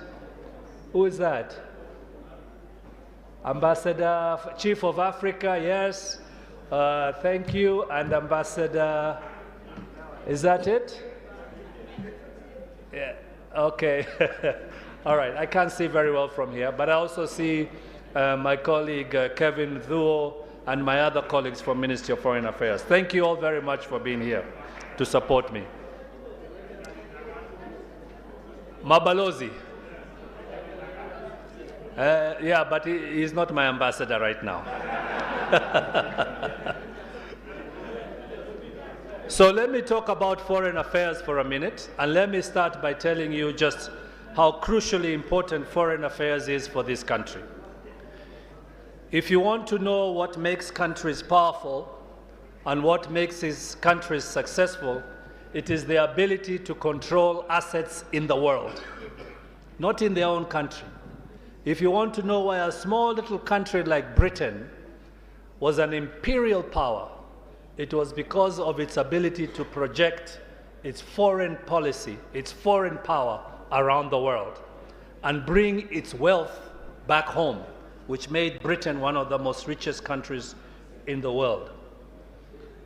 For us, foreign policy presents the choices and actions that we must take to promote our own national interests.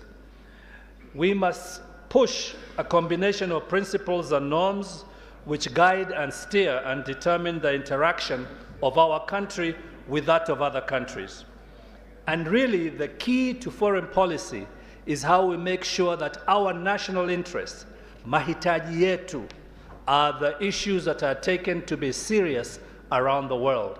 Whether we're talking about our products, whether we are talking about our exports, whether we are talking about our imports, our everything, that is driven by the conduct of foreign policy. It also means that for us to succeed, we must have a very well orchestrated and coordination of our foreign policy with our economic policy, with our political policy, with our agricultural policy, with our trade policy, and all these other policies, because we are only as effective in foreign policy as we are with all the other policies, including our financial policy that we were speaking to a few minutes earlier. But we all know that we live in a world, we are not living in isolation. Therefore, we have rules that we have to adhere to. And this is where sometimes we need the help of legislators. It so happens that everything that we are subject to, all the treaties that determine our ability to do business in the world, must be approved by you, the legislators. And this I'll come back to later. But we are driven and we are managed by the Vienna Convention on the Diplomatic Relations in the World. So it is not possible for us to do whatever we wish. We have to work within a certain set of rules, and those rules determine how we engage in the world. Now, because we live in a globalized world, we have to understand that everything we do is interdependent. What happens in Tanzania, in Somalia, what happens in Ethiopia, in DRC, but even what happens in China and in other countries further afield affect our ability to engage in foreign policy. But the one thing that we must never forget is that every nation is trying to push and to protect their national interest. That is what you must never forget. And you, as members of parliament, are the protectors of the national interest of our country, and it is through you that we advance our national interest through our foreign policy. In the case of the foreign affairs, we engage on multiple levels. So, for example, we have what we call multilateralism, multi meaning many, lateralism, relationships. The UN is a multilateral organization, and we have to act within the United Nations. Many of our policies, many of our programs, whether they're on climate change, environment, health, education, are organized within the United Nations system. And it is for us to engage the United Nations system to make sure that our national interest is protected through the United Nations system. Now, that engagement is what we call multilateralism. It's a very powerful tool for us. And sometimes when you become a superpower, you can act unilaterally because you're strong. So sometimes the United States of America, for example, does things themselves without caring what the rest of the world does. However, they always run into a problem because the United States is also not an island. At some point, they have to come to us to negotiate, to trade with us, and to share their activities and their programs with us. So at the end of the day, we all have to be multilateralists, all of us. And so sometimes when we're dealing with parliamentarians or with congressmen in the United States or with parliamentarians in Europe, they will say, we want what is for our country's interest. And they don't particularly care what the other countries in the world think about. That is all very well until you realize that you have to give and take and you have to negotiate. And multilateralism is what we do at Ministry of Foreign Affairs, whether this is with the United Nations, with the World Trade Organization, with the World Tourism Organization. There are so many organizations in the world that manage our relationships, and that is our job as the Ministry of Foreign Affairs. But we also have to do so here in our region. We have the Africa Free Trade Agreement that helps us regulate our relationships in Africa. We have the East African Community that helps us regulate our relationships within East Africa.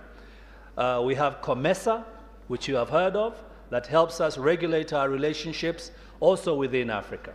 Because for us to move our goods from point A to point B, we must be able to agree how that is going to happen.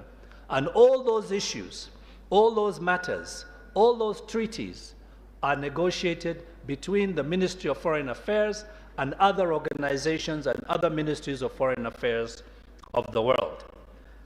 Right now, we have one of the most remarkable communities. As you all know, in the 1960s and 70s, Kenya had the East African Community, which used to work very well. In fact, when I was a young man, to call Uganda was a local call.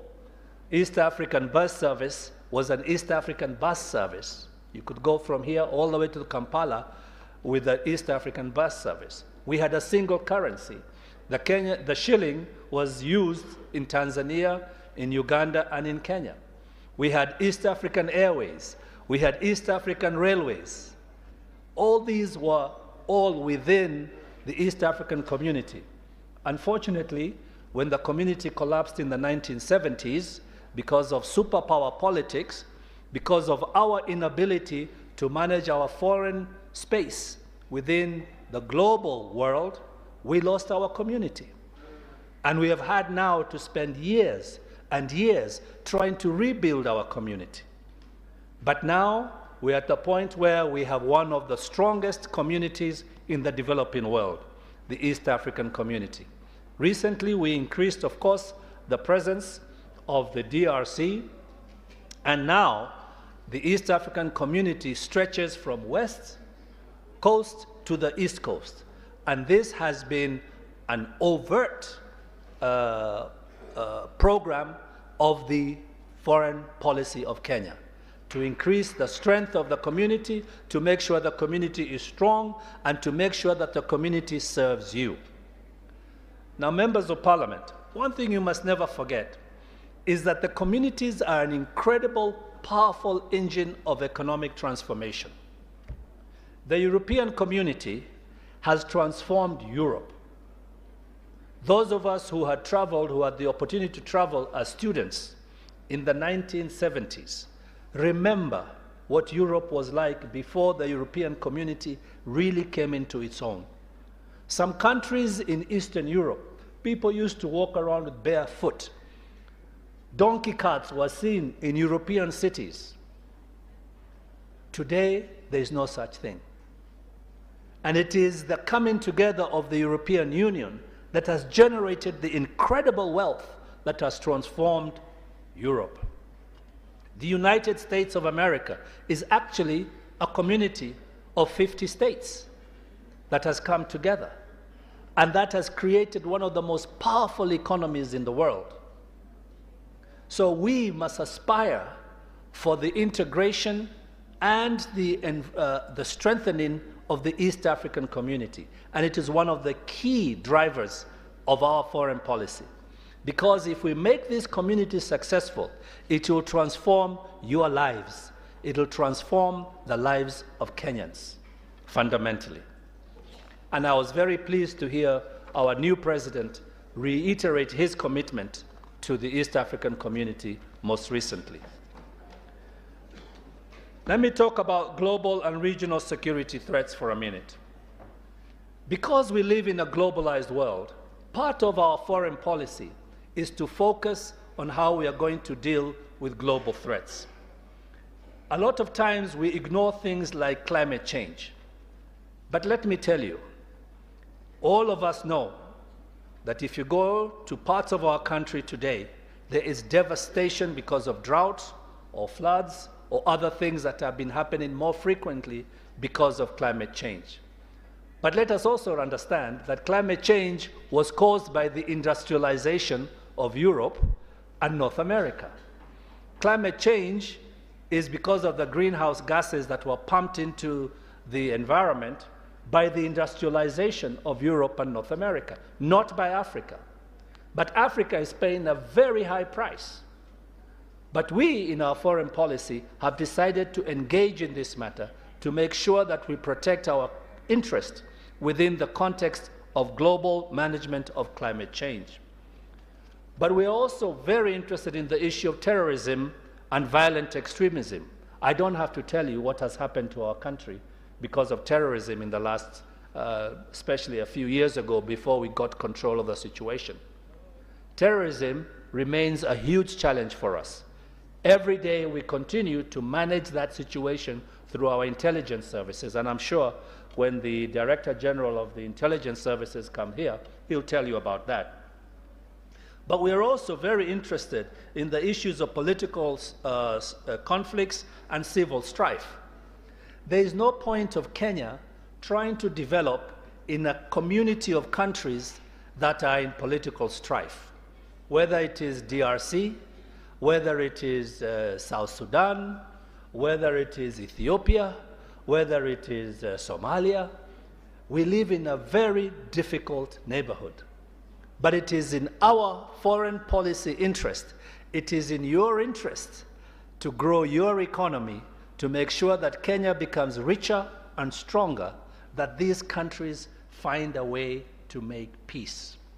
We will never be able to enjoy the full potential of our country as long as our neighbors are suffering from political and civil strife. I could talk about issues of a humanitarian concern, but I will not. I think you understand those issues. But we've also seen about the recent COVID crisis. Foreign policy must also deal with these challenges. It is the Ministry of Foreign Affairs working with various strategic ministries like health and others that worked very hard to ensure that we all got COVID under control. It was the Ministry of Foreign Affairs that negotiated to get those vaccines here in a timely fashion because the West and other countries were hoarding those vaccines. It is us and it is your Ministry of Foreign Affairs, because we work for you, that we were able to make sure that we had more vaccines at the end of the day than we could actually use. We actually had an excess of vaccines in this country. Because of these reasons, we have come to understand that the Ministry of Foreign Affairs must also take cognizance, and our foreign policy must take cognizance of threats that are outside political sphere and focus on these threats that you see on that page. So, let's talk about the objectives of our foreign affairs policies. Primarily, the most important thing for us is to make sure that we have a peaceful and prosperous and globally competitive Kenya. Now, why? I already told you. If we don't have peace in Kenya, and if we don't live in a peaceful neighborhood, and if the world is at war, Kenya and you will not prosper. I'm sorry. We have already seen the consequence of the war in Ukraine on oil, on fertilizer, on the availability of wheat. It has been devastating. It has affected your pocket. It has affected your constituencies. That is why we are pushing for peace in Ukraine. We as Kenya, in any opportunity, whenever we get an opportunity to do so. We need to be globally competitive, which is why we make sure that all our treaties that we negotiate give us an advantage. Whether that treaty is with DRC, or that treaty is with Ethiopia, or with a faraway country like China or the United States. We must make sure that your best interest, our economy's best interest, is protected. That is part of foreign policy. Even though we work with the Ministry of Trade, with the National Treasury, with planning, we still have to play that central role to protect the interests of Kenya. That is why our mission is to protect, promote, and protect Kenya's interest and image globally. Image. Did you see how many presidents came for the inauguration? That is Kenya's image. They wanted to come here. They wanted to associate themselves with our success. And I was very proud of that inauguration. It was a remarkable inauguration that countries around the world, and particularly in Africa, are talking about even today. That is our image in the world. So our objectives are quite clear: to protect Kenya's sovereignty and territorial integrity. The Ministry of Foreign Affairs is part of the security framework of this country. I have to be involved in national security conversations because the Ministry of Foreign Affairs has to engage with international partners to protect our national sovereignty and territorial integrity. We have an issue with neighbors with matters of sovereignty and territory, and we have to resolve those. We want to enhance regional peace and security. I already said this. We have to promote sub-regional, that is within Eastern Africa, and regional, that is within Africa, integration.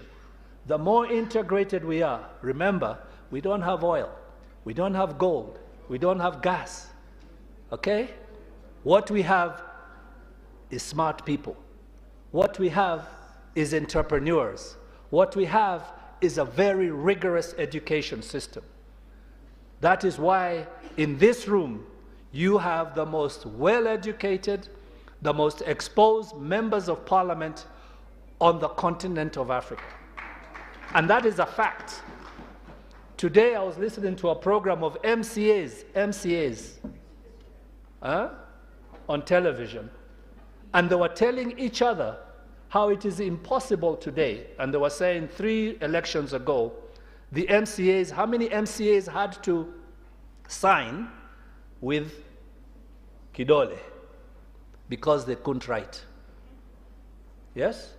And this last election, all of them, not only could they write, but the majority of them, it was in Murang'a County actually, are graduates. They are graduates. What does that tell you? That the intelligent quotient in our legislative systems, your legislative system, the MCA levels and up, has risen considerably in the last 20 years. This will have a direct impact on the ability of this country to manage its affairs. This is a very powerful thing. So, we want to advance the economic prosperity of Kenya and her people. We want to make sure our image and our prestige is at the best, which is why we try to look our best. We try to promote international cooperation, as I said, and multilateralism. We want to protect our interest here and abroad, and we want to enhance our partnerships with Kenyan and African diasporas. Never forget this.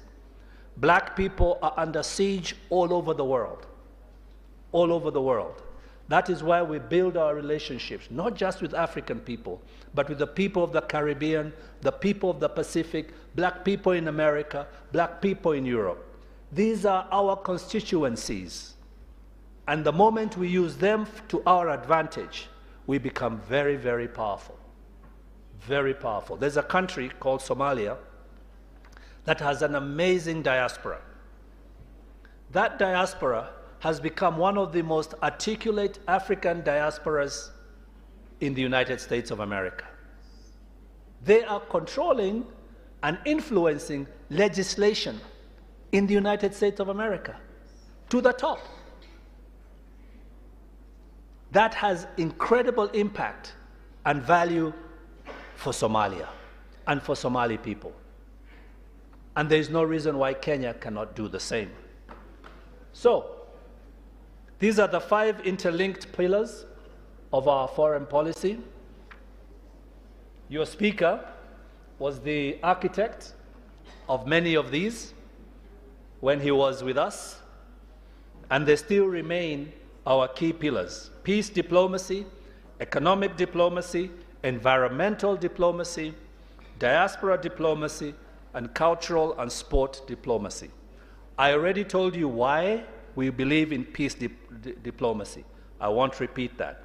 You know, without peace, without stability, without having a peaceful neighborhood, we will not prosper. That's why we need peace diplomacy. That is why we joined the United Nations Security Council. Kenya has become highly respected in the world because of our prestige and because of our image. And people recognize the value of having Kenya and Kenya's thought leadership in the UN Security Council. And we have influenced outcomes from all the way from the Middle East, because we care about what's happening to countries that are not free. And we are caring about countries like the war in Ukraine, as I said earlier. And we have made our voice heard because it has impact on our lives and it affects our prosperity.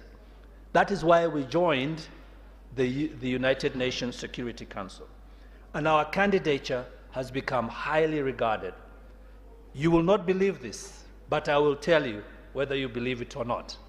We have had European countries now requesting us to give them skills training on how to engage in the UN Security Council. I'm not even going to mention the African countries that we have been running programs for since we went to the UN Security Council. They have come to us.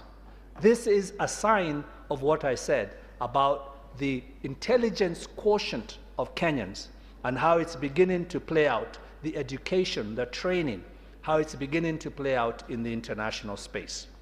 And the UN Security Council has been a space that we have done that. We are also very effective in the AU Peace and Security Council, where Kenya has been asked to stay 3 terms more than is normal. Every time we say, haya tumemaliza kazi yetu, zamu yetu imeisha, tutataka kujiondokea, we are told, no, please, stay again. Let me also tell you that Kenya is one of the few countries, not just in Africa, but in the world, that consistently pays its dues. That consistently pays its dues, not just to African institutions, and I mean every single one of them, from the East African Community to the AU, but to the entire United Nations system of over 100 institutions in the world. Hizo ni pesa zenyu, ni kodi yenyu inalipa. And you should be very, very proud of this country when it comes to what was being spoken about, its fiscal management and its monetary management. Again, I see Kenya from the outside. I compare Kenya, naangalia wengine nasema, lo, kama Wakenya wangejua, kweli wangejipa nini? Hongera na kongole nyingi, kusema kweli. It's an amazing country to be part of. Let us not forget that China is rich because of exports. Let me repeat myself. China is rich because it exports. The United States of America is rich because it has a huge internal market. It exports to itself internally, to other states within itself. But it also has a captive market in South America, in Europe, where it exports its goods and services. If you want Kenya to be rich, export. My friends, export. That is why Tanzania is so valuable to us. That is why Uganda is so valuable to us. That is why the DRC will become so valuable to us. That is why Somalia will become so valuable to us. If you can't export, you will be poor forever, no matter how educated you are. That is the reality. Kama hauna cha kuuza, hautapata biashara. It's as simple as that. That is basic economics. And that is what we must make sure in our economic diplomacy, that we create the environment for exporting our goods and services. We export our people, we export our produce, and if we do this well, we shall become rich. Bila mafuta, bila dhahabu, bila gas, we shall become rich. I already told you about environmental diplomacy. I don't want to repeat it. Here, it's about us engaging in making sure that we protect our environment. We are a global champion of these issues, and we are known because UNEP is here, because UN Habitat is here. And we are serious about environmental diplomacy. You already heard from the governor about our diaspora. Our diaspora is one of the most prolific and productive diasporas. They export and save and send home $310 million a month. That is more than we do with coffee, with tea, with nini. They're our #1 foreign exchange earner. Watoto wenyu, ndugu zenyu, dada zenyu, wako ng'ambo. We must protect and promote our diaspora. I was very proud to hear the president announcing that he's going to have a ministry of diaspora, because it takes that burden off of the Ministry of Foreign Affairs and puts it where it belongs, where it can have dedicated support. It is not possible, nakwambia, it's not possible for the Ministry of Foreign Affairs to manage diaspora affairs effectively. We have a Ministry of Labor. Hatutaenda hapo. So, we have a serious program on diaspora. But we also have culture and sports. This country has been under-leveraging, yani we have not maximized our power in culture and sports in the world. Look at Britain with their football. Huh? Look at little New Zealand with rugby. We have countries that have transformed themselves through sports. Their image in the world is driven, and they capture the imagination of young people through sports. We need to take sports seriously, ladies and gentlemen. It is a powerful engine of economic transformation. And we in the Ministry of Foreign Affairs want to leverage this as much as possible for everyone. So you, as legislators, are not only involved in guiding us in managing our affairs, but you're also involved in treaty making and in treaty ratification. This will be your job. You'll be in those committees. There's 34 committees, I believe, in Parliament. 34. And some of those will have to deal with these issues, and I shall come back to that in a minute. I don't want to get into the steps, because you can have that during your workshops, but we have many steps to treaty ratification, which you will be responsible for in Parliament. And we expect you to engage. And I heard today, in the morning, I was listening to the speaker as he made his introductory comments, and one of the things he said was, please learn the Kenyan Constitution.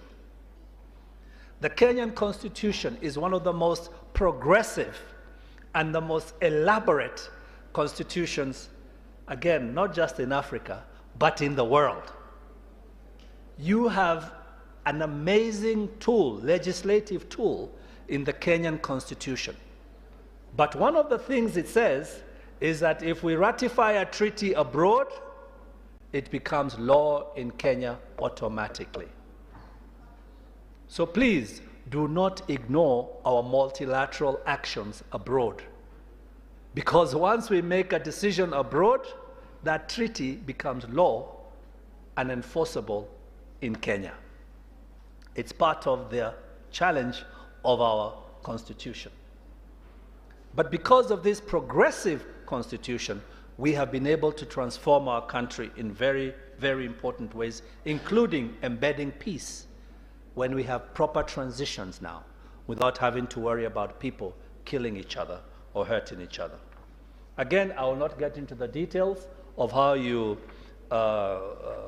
undertake disapproval and approval of treaties. You will have that in the workshops. I will, however, mention one committee out of those 34. In many countries in the world, there are about 3 or 4 parliamentary committees that are incredibly important. Sorry? Oh, 44. Yeah, committees. Ni nyingi sana. Now, there are about 3 or 4 that are so crucial.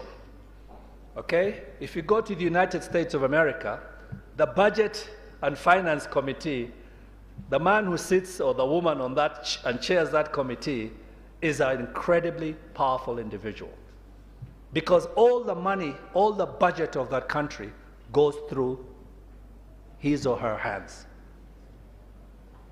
One of the other committees that is feared around the world and that is in all democratic legislative systems is the Defense and Foreign Relations Committee. This is a very powerful committee if it is used properly. It is a committee that can advance the interests of a country in very strategic ways. It is a committee that can make the country rich. Again, I have to insist that if you don't understand the role of foreign policy in empowering and enriching your nation, you will fail to understand how countries like, small little countries like Britain became global powers in the world. You will fail to understand why ministries of foreign affairs are usually ring-fenced in the security and defense framework of a country. You know, in Kenya, the Ministry of Foreign Affairs is still treated like just any other ministry. This is a problem. And those in the Defense and Foreign Relations Committee have heard me complain about this many times. I hope this Parliament will rectify this issue. It is my wish. It is the most crucial committee in Parliament for oversight on defense and foreign relations affairs. It is highly confidential and strategic committee. It's a highly confidential and strategic committee to make very strategic decisions. It works closely with many of our international, our national partners, including intelligence, defense, and others. And we in the Ministry of Foreign Affairs cannot operate properly without the support of the Defense and Foreign Relations Committee. That is why I say I hope we will strengthen our relationship with this committee. Finally, I want to speak to you about a union that many of you will probably want to join up as part of your global membership of other parliamentarians in other jurisdictions around the world. It's called the Interparliamentary Union. This is a union of parliamentarians like yourselves from countries around the world. You will learn a lot, you'll be exposed to a lot if you become effective members and participants in this union. There are others, this is just one.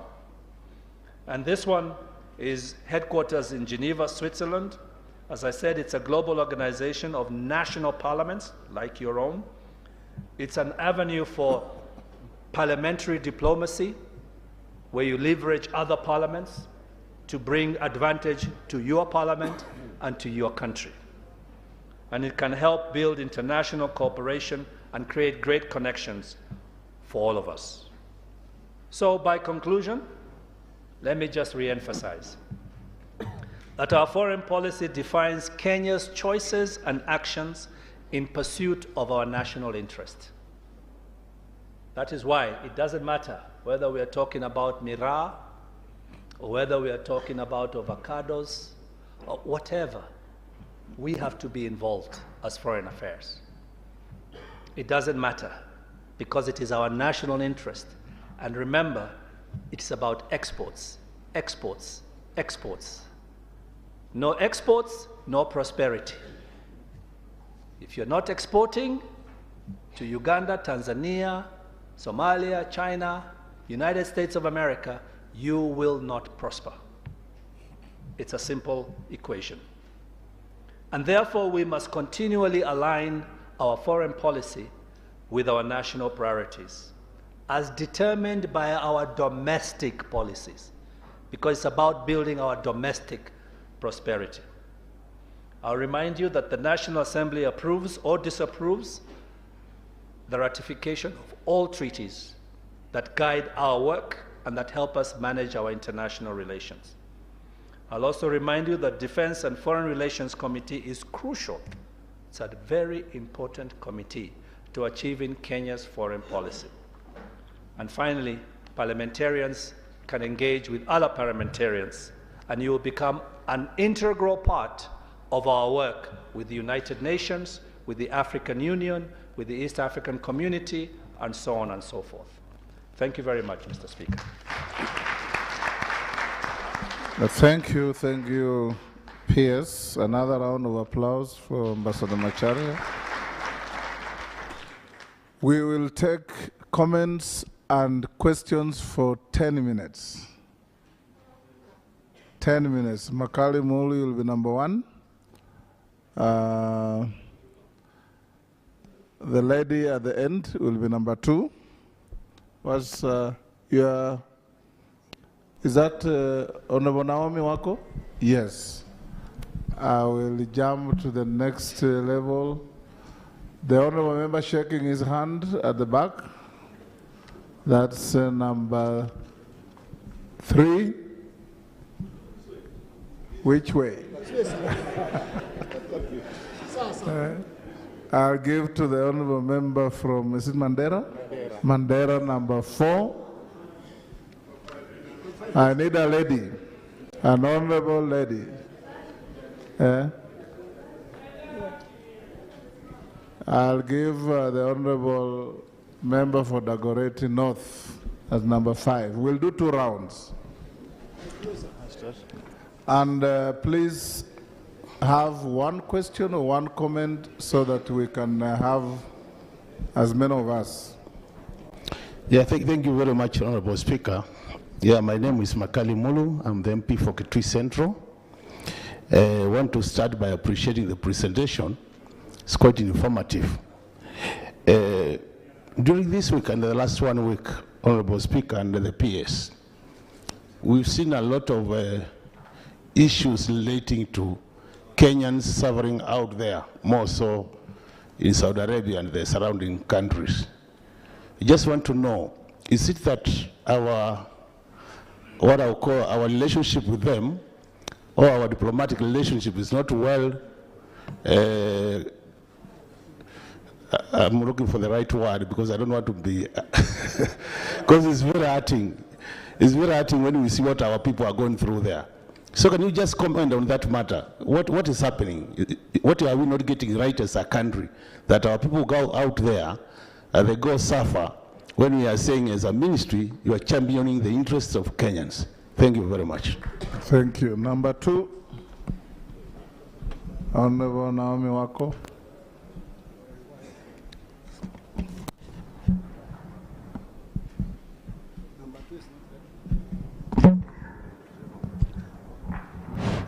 Thank you very much, Mr. Speaker. And may I also appreciate Bwana PS for his very good presentation that has opened up our minds. My first question has been asked because that was really burning in me. But together with that, I wanted also to ask something on child trafficking or human trafficking to all the countries around, and those people go through a lot of suffering. Thank you. What we can do so that we can reduce the problems, the challenges that they are going through, and there are human beings, especially the Part B now, that are about on child trafficking. There are others who are taking advantage, and Kenyans are going through a lot of challenges because of that. Thank you. The Honorable number 3. Yeah, the Honorable member at the back. Myself. Here. No, okay. the Honorable member behind you. He's the one who caught the eye first. Thank you. Thank you, Mr. Undo, you will be recognized next round. Thank you, Mr. Speaker. My name is Geoffrey Kiringaruku, Bere North. Mr. PS, there is issue of honorary consul, which can play a great role in advancing trade as well as diplomacy.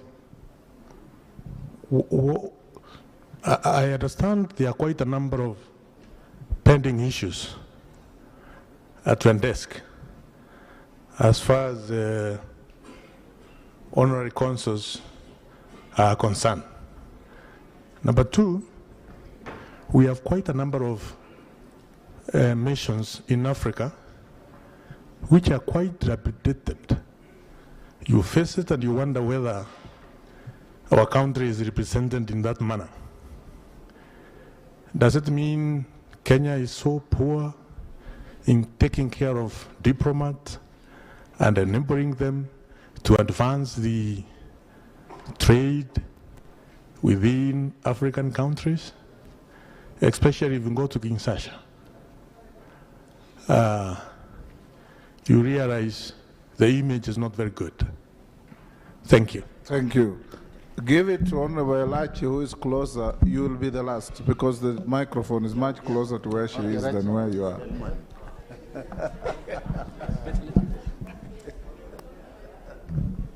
Mheshimiwa Muya, we'll have another round. We'll come to you. Thank you very much, Mr. Speaker. PS, thank you for elaborating the whole program of not really much, but just my question is one. We've seen the issue of Morocco and Sahrawi, and I think this is Parliament where some of these issues can come back and relook at legislation and ask ourselves what went wrong between Morocco and why are we in Sahrawi, and what were the reasons then and now. Why I'm saying that, you look at Morocco, we know that we can do a lot of trade with them. We know that our students used to go to Morocco and will find a friendly environment. And for now, as I know, having witnessed last year one of the students, I think there is need for us to just try and work around that relationship so that Kenyans who go there for trade in either of those countries do not find themselves in the heat that we have back home. Lastly is about the programs that we do, for example, teachers, nurses who go out of the country. Is there a way that now Parliament can be able even to audit so that every constituency in this country would say, within the 5 years, we've had students who came from this constituency and have benefited from the programs that government bring? Honorable number 5. Actually, you are number 4, but now you're number 5. I'm promoted. Thank you, Mr. PS, for the very elaborate presentation. I hope we shall have a few more of this. Mine is 2 very quick ones. The first one is visa denial by Americans and British for members of parliament going for official duties. Some members of parliament, some people, some of us, before we became members of parliament, were able to go into America and out so easily. But after becoming a member of parliament, you are denied. Efforts to write to your office, no, still nothing is happening. What can we do about it?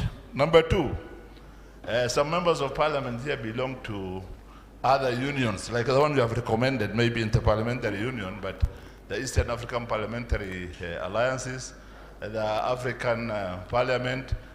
And when we make trips with those other parliamentarians, they have what is called diplomatic passports, and they get very easy pass. But the one or two Kenyan member of parliament with them, since it doesn't have a diplomatic passport, is retained there for a while, the question there and there, and it is very embarrassing indeed. What can we do about it? Thank you. Thank you, Balozi. You can deal with those. Then we do another round. Yes, thank you very much. Honorable Mulu, Saudi Arabia. Let me first of all say that we have millions of Kenya in the diaspora. Number one. Number two, we have, as I said earlier, over $310 million a month coming from the diaspora. Our diaspora experience is an exciting and positive experience. It's very important we never lose sight of this. Why do I say this? I say this because the number of unfortunate stories, and they are tragic, and we've had deaths. I don't want to be quoted because the number can vary, but between 80 and 100 deaths abroad every year. But against 3, 4, 5 million people in the diaspora, it is the kind of death rate that you would find at home anyway.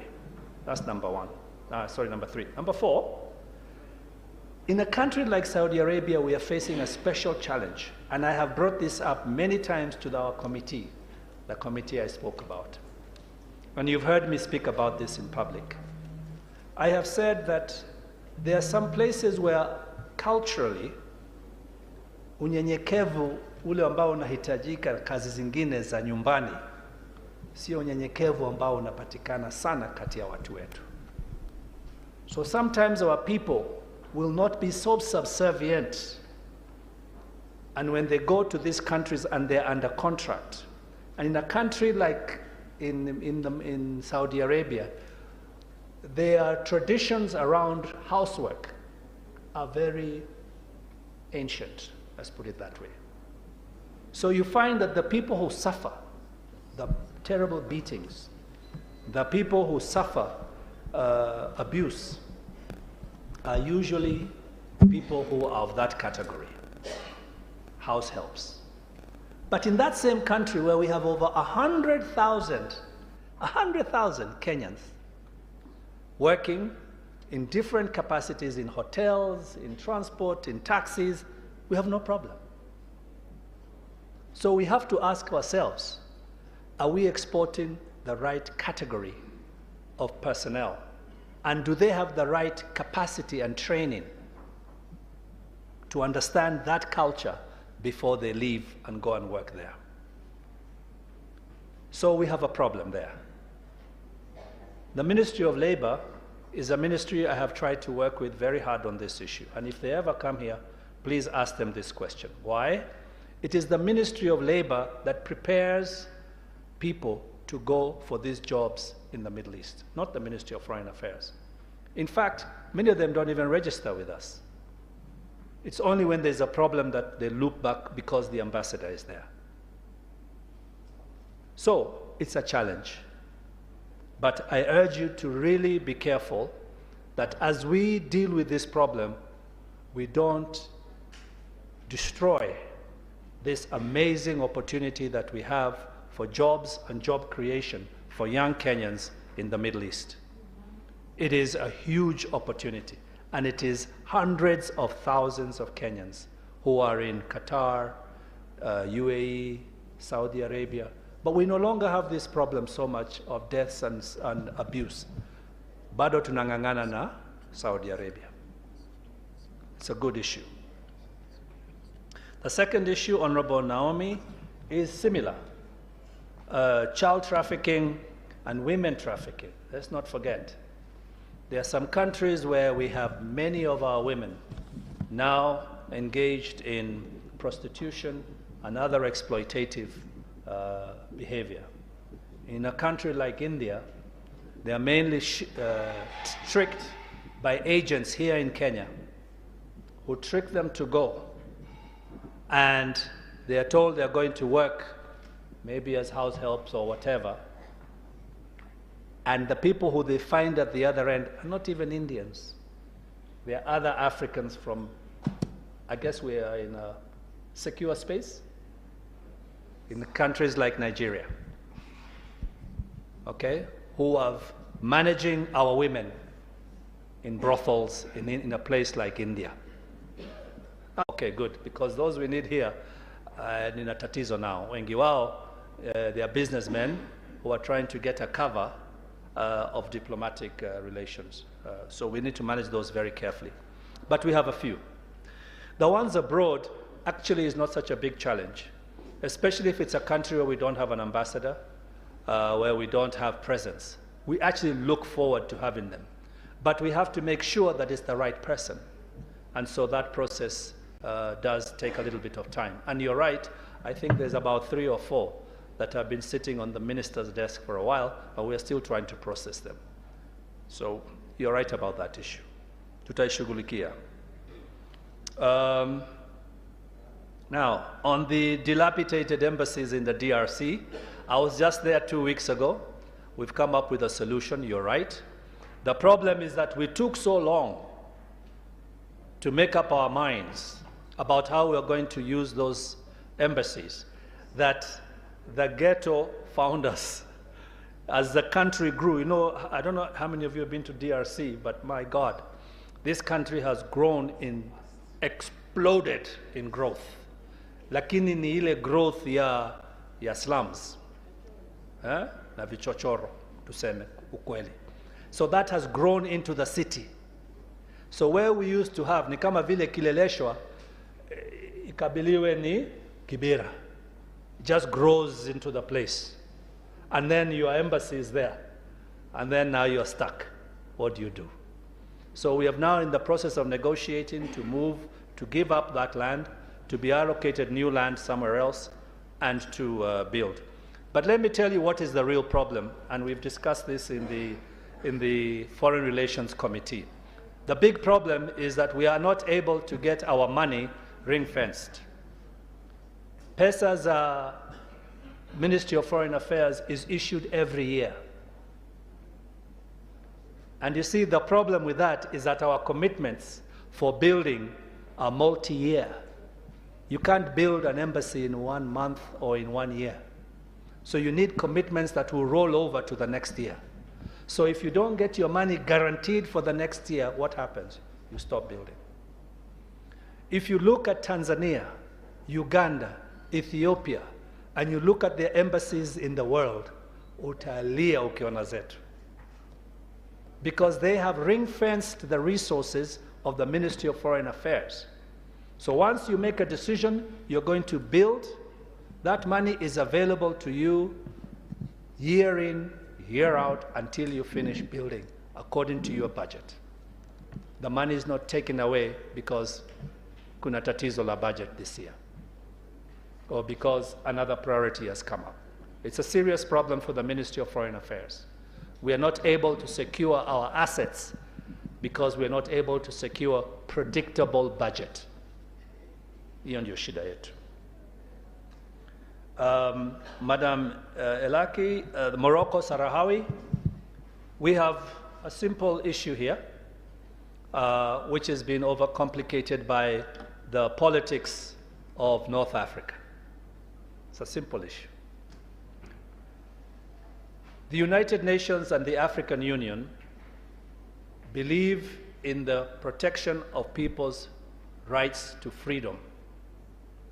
This country became free because we used to be in what they call the Trustee Council of the United Nations. Okay? There is a council in the United Nations from the days of Ukoloni that has been helping countries become free. Kenya was there, Tanzania was there, Uganda was there, all of us were there one time. Over the years, we have found our freedom from our colonial master. In the case of Sahrawi, it used to be called Spanish Sahara. It used to be a Spanish colony.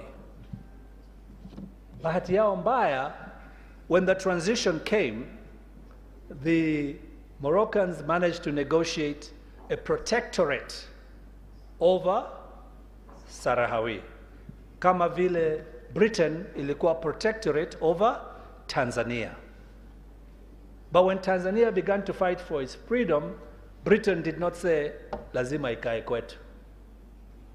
Challenge ya Sarahawi ni ya kwamba Morocco has retained oversight and control over Sarahawi. And let me tell you, Sarahawi is rich. Phosphates. Hiyo fertilizer ambao tunasikia, mjue inatoka wapi. Okay? So we have a challenge. Morocco is a very successful economy, very successful. They have done very well for themselves. Okay? They are a good, it's a royalty.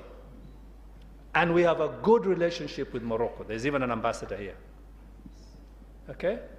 But already we made a decision that we as a country of liberation cannot decide that we don't care about liberation because we are now free.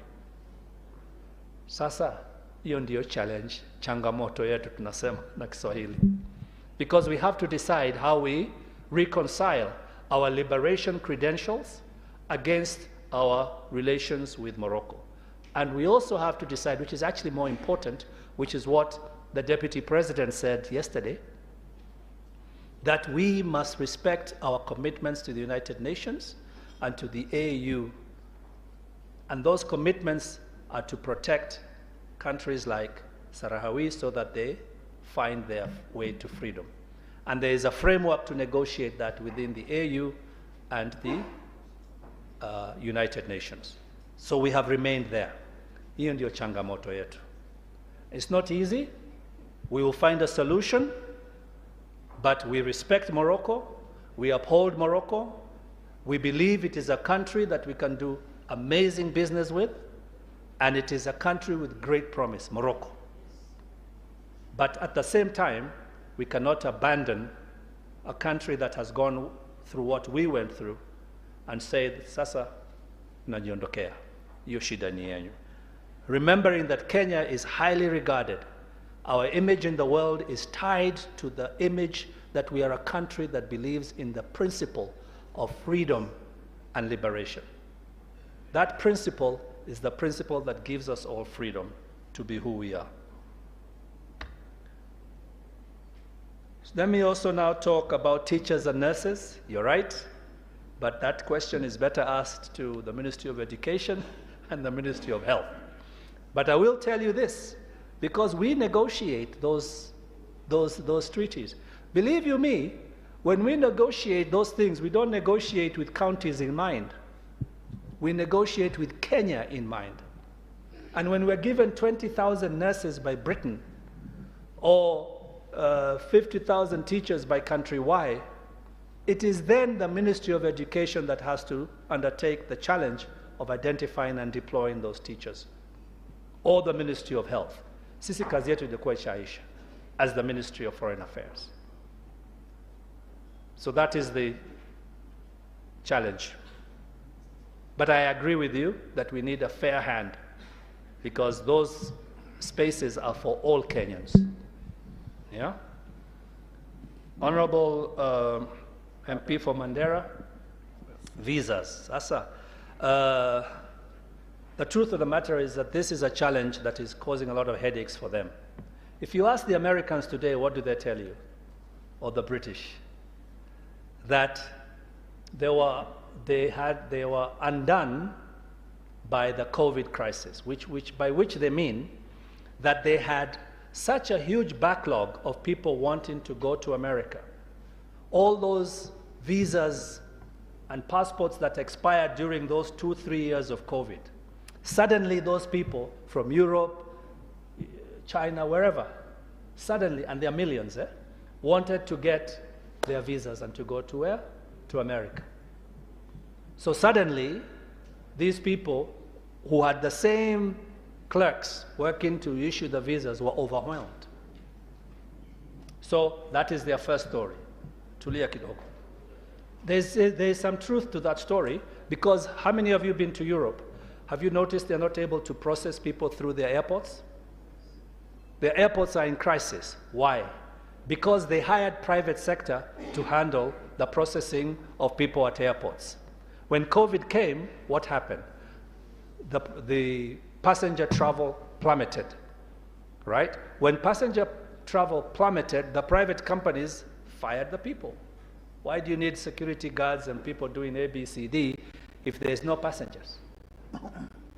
When transport and travel came back, they did not hire quickly enough, and they did not train quickly enough. So suddenly, they had a lot of passengers, but no capability to process them through airports. Crisis. They are solving it. Now let me tell you the other challenge, which is probably the one you want to point me to. The governor was here just now. What did the governor say? He said that you are now a what? A PEP. I think that's what he called it.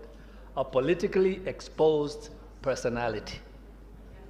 Once you become a member of parliament, once you become a highly active political actor, you don't have to be a parliamentarian. Just your Twitter handle has got 1 million people. Huh? That is enough to trigger the fact that you are now a politically exposed personality. Which means, because of the US legislation, which was put there in the Obama years, that they are now keeping an eye on people who are politically active, not just for money, which is what the governor was speaking about, but also for political activity. And therefore, your visa is now referred to Washington. So you go there with your shemegi anapewa visa yake, anajiondokea naenda America. Wewe ni mdosi wa kutoka parliament, unaambiwa you wait. And once it goes into reference, it now joins a long queue. Sometimes you can take 3-4 months. You even give up and go and take your passport. So this is a challenge we're facing. The other thing, which is stopping now, but since we are in a free country, I can speak my mind, they were beginning to use visa for their own national interest. Okay? See, I told you foreign policy is about projecting your national interest. They were beginning to use visas for their own national interest. You see? So if I don't like Honorable Kenyan, naanza kumfinya. Comes ask for a visa, ambia ngojea kidogo ndugu yangu. Sorry, it's been referred. Sorry, there's a backlog. Sorry, there's this. Sorry, there's that. Before you know it, you've given up. Whatever you are going for, imepita. Thank you, Balozi. The fact. And I think that's it. Diplomatic passport for people, we can talk about that. I had promised Oundo and Muya. I'll pick Banning. Who is Banning? Kiminini? Kostirani? I am Mheshimiwa, the lady at the end, and then I'll give the honorable member for Kericho. Those are 5. So we'll have Muya 1, Oundo 2, Kiminini 3. The honorable member at the end, the ladies from, no, behind you. Kwale. Excuse me. Kwale? Mombasa, sorry. Mombasa. Yeah, you will be number 4. And we'll give 5 the distinguished lady from Kericho. I will close with the honorable architect from Kitui, is it Central? Mwingi Central. Those are 6. Okay, number 1. Number 1, where's the mic? Moya number 1, Oundo number 2. Where's the mic? You'll distort the order. Let's start with number 1, number 2 on. The members haven't learned the standing order, so they may not put me out of order. Thank you. Ambassador Kamau, you mentioned quite a bit of East Africa, and having served in East Africa Parliament, I have 2 questions.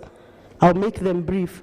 You talked of Kenya, or rather the community, being very proud when we shared transport through rail, East African Airlines, the common shilling, which is our 3rd pillar now in the region. Actually, we have ended our term when we have finished every bill, be it statutory bill on monetary union. So we are about to have a common currency again. I think is good information to the members. The East African shilling that we are about to have by 2024 or thereabout.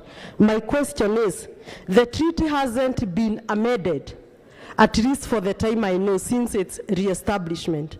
8 years back, there was an attempt to start the amendment. As a country, and a very strategic country in this block of this East Africa community, we are still struggling with the issues of consensus. You know, one minister will decide not to come, then the motion collapse. We are still struggling with the issues of remittance. You have clarified that Kenya owns its obligation 100%, that I can attest, because were it not for Kenya, even members in East Africa would have gone hungry. But you find a country which never remit for even 20 years, for even 25 years, even ever the time the country joined the bloc, it never remit and nothing happens. We are still struggling while Kenya wishes to pay more but have more say. But because of geopolitics, you find some other countries lobbying better than Kenya, so that we cannot have that treaty being amended. Now my question to you, Kenya being the big brother, and it has been misused by this big brother syndrome, why are you not having the capacity to do lobbying presently to the 6 nations, which are the neighbors, besides Congo has come on board? Why are you not having that capacity to lobby these neighbors, namely Uganda, Burundi, Tanzania, and others, so that at least we can amend this treaty so that we take the region forward? Then the second one, I have many, but I'll just do 2. How strategic are we? How strategic are we as a country? Because when you look at the organs and institutions of East Africa, most of them, be it Kasoa, Ayuswea, all the institutions, the major ones are based in Uganda, at least a few in Tanzania, while in Kenya, we only boast of LVBC. How strategic are we in lobbying these institutions? For example, are we lobbying now to have the East African Central Bank in Kenya? And if the governor was there, I would sneak a question of the Ministry of EADB, the East African Development Bank, which we have tried to audit or to oversight for my last term, 4.5 years, and we haven't succeeded. Who are the owners of this East African Development Bank? Thank you. Your neighbor, Honorable Oundo. Thank you, Speaker. Thank you, Ambassador. I want to ask on the issue of trade. You have